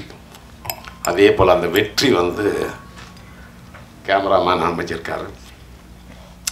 எனக்கு ஒரு சந்தோஷம் என்னென்னா, நான் நிறைய ஆடியோ ஃபங்க்ஷன் போயிருக்கேன். ஆடியோ ரிலீஸ் லான்ச் அன்னைக்கு ரிலீஸ் டேட்டு சொன்ன ஒரே படம் இந்த படம் தான். 9ஆம் தேதி படம் ரிலீஸ்னு சொன்ன ஒரே படம் P2 தான். அதே போல் இங்கே நம்ம ராதிகா அம்மா, ஜானி அவர்கள் எல்லாரும் இதான் ஸ்நேகன எல்லாரும் அந்த பஞ்சாபி பலகாரத்தை பற்றி பேசினாங்க. அவர் எந்த பாட்டையும் வச்சு செஞ்சிருவாரு. பஞ்சாபியாக இருந்தாலும் சரி, அந்த மெலோடி சாங் உன்னையே அது, அப்புறம் அல்லா சாங் குத்தூஸ் பாடியிருப்பார், ரொம்ப நல்லா இருக்கும். நாகூர் அனிபா வாய்ஸ் மாதிரியா இருக்கும், அவ்வளோ அழகாக பாடினார் அவர். அதே மாதிரி நான் சூப்பர் சிங்கர்களை தான் பாட வச்சேன். விஜய் டிவியில் வர பிள்ளைங்க பசங்களை தான் பாட வச்சேன். என்ன அழகாக பாடியிருக்காங்க பார்த்தீங்களா. பிரியங்கா அவர்கள், பிரியா ஜெர்சன் ஒரு பஞ்சாபி பாட்டு பாடுந்த பிரியா ஜெர்சன். அதே மாதிரி ஆதித்தன் ஒரு சிங்கர் பையன் நல்ல அற்புதமாக பாடினாங்க. வளர்ந்து வரும் கலைஞர்கள் எப்போவுமே அது சினிமாவில் இயற்கை. நமக்கு வயசு ஏற ஏற சின்ன ஆளுங்களை வச்சு பாட வைக்கிறது. அப்போ நம்மளும் யூத் ஆகிடுறோம். ஸ்நேகன் சிரிக்கிறோம். அப்போதான் நம்ம எதிர்பார்க்குற விஷயம் கிடைக்கும் படத்தில். என்னப்பா அந்த இப்போ நீங்கள்லாம் பாட்டு ரசிச்சதுக்கு காரணம் வந்து அந்த வாய்ஸ் தான், குரல் தான், இளமை சின்ன பசங்க குரல் தான். அது என்னையும் சின்னவன் ஆக்கிடுச்சு, சின்ன வயசு ஆக்கிடுச்சு. நீங்கள் அதே யூத் ஆக்கார் தேவான்றது காரணம் வாய்ஸு, வரி, ஸ்நேகனுடைய வரி. எல்லா பாட்டும் அற்புதமாக எழுதுவார் அவர். ஆனால் எங்கள் கம்போசிங் வந்து ஒரு கம்போசிங் மாதிரியே தெரியாதுங்க, ஒரு ஃபேமிலி மாதிரி தெரியும். நாங்கள் கம்போஸ் பண்ணுறது கொஞ்சம் நேரம் தான். ஊர் கதை, உலக கதை, இதை பேசி நாங்கள் முதல்ல சந்தோஷப்படணுமா. எப்போவுமே படைக்கிறவங்க சந்தோஷப்பட்டாதான் மக்கள் சந்தோஷப்படுவாங்க. நம்ம உம்முன்னு ரொம்ப அப்படி முகத்தை வச்சு சீரியஸாக இருந்தால் மக்கள் அவங்களும் சீரியஸாக பைக்கான்ஸ் போயிடுவாங்க. இந்த எல்லாமே எல்லாரும் நல்லா நடிச்சாங்க. நம்ம ராஜசிம்மன் அவர்கள் படத்தில் என்ன டெரர். நான் முதல்ல பண்ணுற ஹாரர் படமே இந்த படம் தான். 410 படத்தில் இது முதல் படம் இந்த படம் பண்ணுறேன். நான் இவ்வளவு படங்கள் பண்ணி எனக்கு ஒரு ஹாரர் படம் பண்ணலையேன்னு நினச்சிட்டு இருந்தேன். ஆனால் இனி பண்ணிட்டு அந்த படமும் பண்ணியிருக்கேன். ஆனால் படம் நல்ல படங்க. நான் வந்து மேடையில் பேசுகிறேன் அதுக்காக சொல்லலை. படத்தில் சீன் இருந்தால் தான் மியூசிக்கே வரும். ஒரு ரீரிகார்டிங் பண்ணும்போது அவ்வளோ டெரராக நம்ம பண்ணுறோன்னா படத்தில் பண்ணவங்க, ஒர்க் பண்ணவங்க அப்படி பண்ணாங்க. அவர் ராஜசிம்மன் ஆகட்டும், அதான் இன்னொரு ஹீரோயின் ஆகட்டும், எல்லாருமே எல்லா நடிகர்கள் எல்லாம் வந்திருக்காங்க. நான் படத்தில் பார்த்தவங்களாம் இருக்காங்க. அந்த ஒரு பாயை நடித்தவர் நம்ம எல்லாரும் நல்லா. அது இவர் நம்ம பேரரசு அவர்கள் சொன்ன மாதிரிங்க, தான் முதலாளி இந்த படத்தில் ஜெயிக்கணும், அவருக்கு நல்ல லாபம் வரணும்னு எல்லாம் மனசார நினைச்சுக்கிட்டு உழைச்சாவே இந்த படம் நிச்சயம் சக்சஸ்.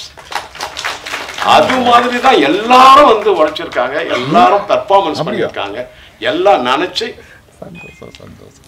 இஷ்டப்பட்டு கஷ்டப்பட்டு இருக்காங்க. கஷ்டம்தான், ஆனா இஷ்டப்பட்டு கஷ்டப்படுறது நம்ம தொழில் மட்டும்தான். நம்ம தான் லவ் பண்ணுவோம் அந்த ப்ரொஃபஷனலை. நைட்டு 2 மணியாக இருந்தாலும் பாட்டு கம்போஸ் பண்ணுவோம், பாடுவோம். அது போல் இந்த அற்புதமான விழாவுக்கு எல்லோருக்கும் நன்றியை தெரிவித்து இந்த படம் வந்து முதல்ல ராஜன் சார் பேசும்போது ஒன்று சொன்னார், எனக்கு பக்குன்னு ஆயிடுச்சு. நான் வந்து என் தம்பி தேவாவுடைய பிள்ளை ஸ்ரீகாந்த் தேவாவுக்கு முதல்ல வந்து நான் வாய்ப்பு கொடுத்தேன், பிரபு தேவா படத்துங்க. அடுத்தது வந்து பார்த்திபன் நடித்த படத்தில் தம்பி தேவாவுக்கு மியூசிக் கொடுத்தேன். 300 கோடி லாஸ் ஆயிடுச்சுன்னார். இல்லை அது காமெடி சொல்கிறேண்ணே. 300 கோடி லாஸ் ஆயிடுச்சு சொன்னீங்களே, 3 கோடியா? அப்போ நீங்க சொன்ன இடம் கரெக்டு, அந்த சொன்ன இடம் தப்பு.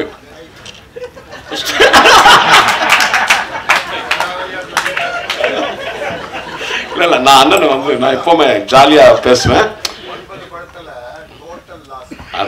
இல்ல இல்ல, நீங்க எங்க பேரை சொல்லிட்டு 3 கோடி நீங்க அதுக்காக இல்ல, இது ஜாலினா தப்பு இல்லை. அதெல்லாம் கணக்கான கேட்டுட்டு இருக்கேன் நான். அதெல்லாம் ஒன்றும் இல்லை, அது வரனே, பணம் ஆட்டோமேட்டிக்காக வரனே. அதான் எனக்கு ரொம்ப இந்த மேடை ரொம்ப இதுவாக இருக்கு, ஹாப்பியாக இருக்கேன். எல்லாம் மறந்து சந்தோஷமாக இருக்கிற இடம் இது. அம்மா நல்லா நடிச்சம்மா. நான் பஞ்சாபி பலகாரம் நானும் சொல்லக்கூடாது, ஏன்னா நாளைக்கு யூடியூப்ல ரெடியாக இருப்பாங்க. இல்லை இதெல்லாம் விட ஒருத்தர் செஞ்சுட்டாரு, உங்களை கூப்பிட்டு இங்கே நிற்க வச்சு ரசிச்சு எங்கள் அண்ணன் பண்ணி நாளைக்கு யூடியூப்ல தான் அவர்களை கூப்பிட்டு அதுக்கு இது வேற இருக்காங்க. வெரி குட், எல்லாருக்கும் எனக்கு வெரி குட் வெரி குட். எல்லோருக்கும் என்னுடைய நம்ம சிவம் அவர்கள், வெற்றி அவர்கள், ப்ரொடியூசர் அவர்கள், எல்லா டெக்னீஷியன் நடிகர்கள்லாம், சரவண சுப்பையா நல்லா என்னை பற்றி அஜித் படத்தை பற்றி பேசினார். ரொம்ப சந்தோஷம். எல்லோருக்கும் என்னுடைய வணக்கத்தை தெரிவித்துக் கொண்டு விடைபெறுகிறேன். நன்றி, வணக்கம்.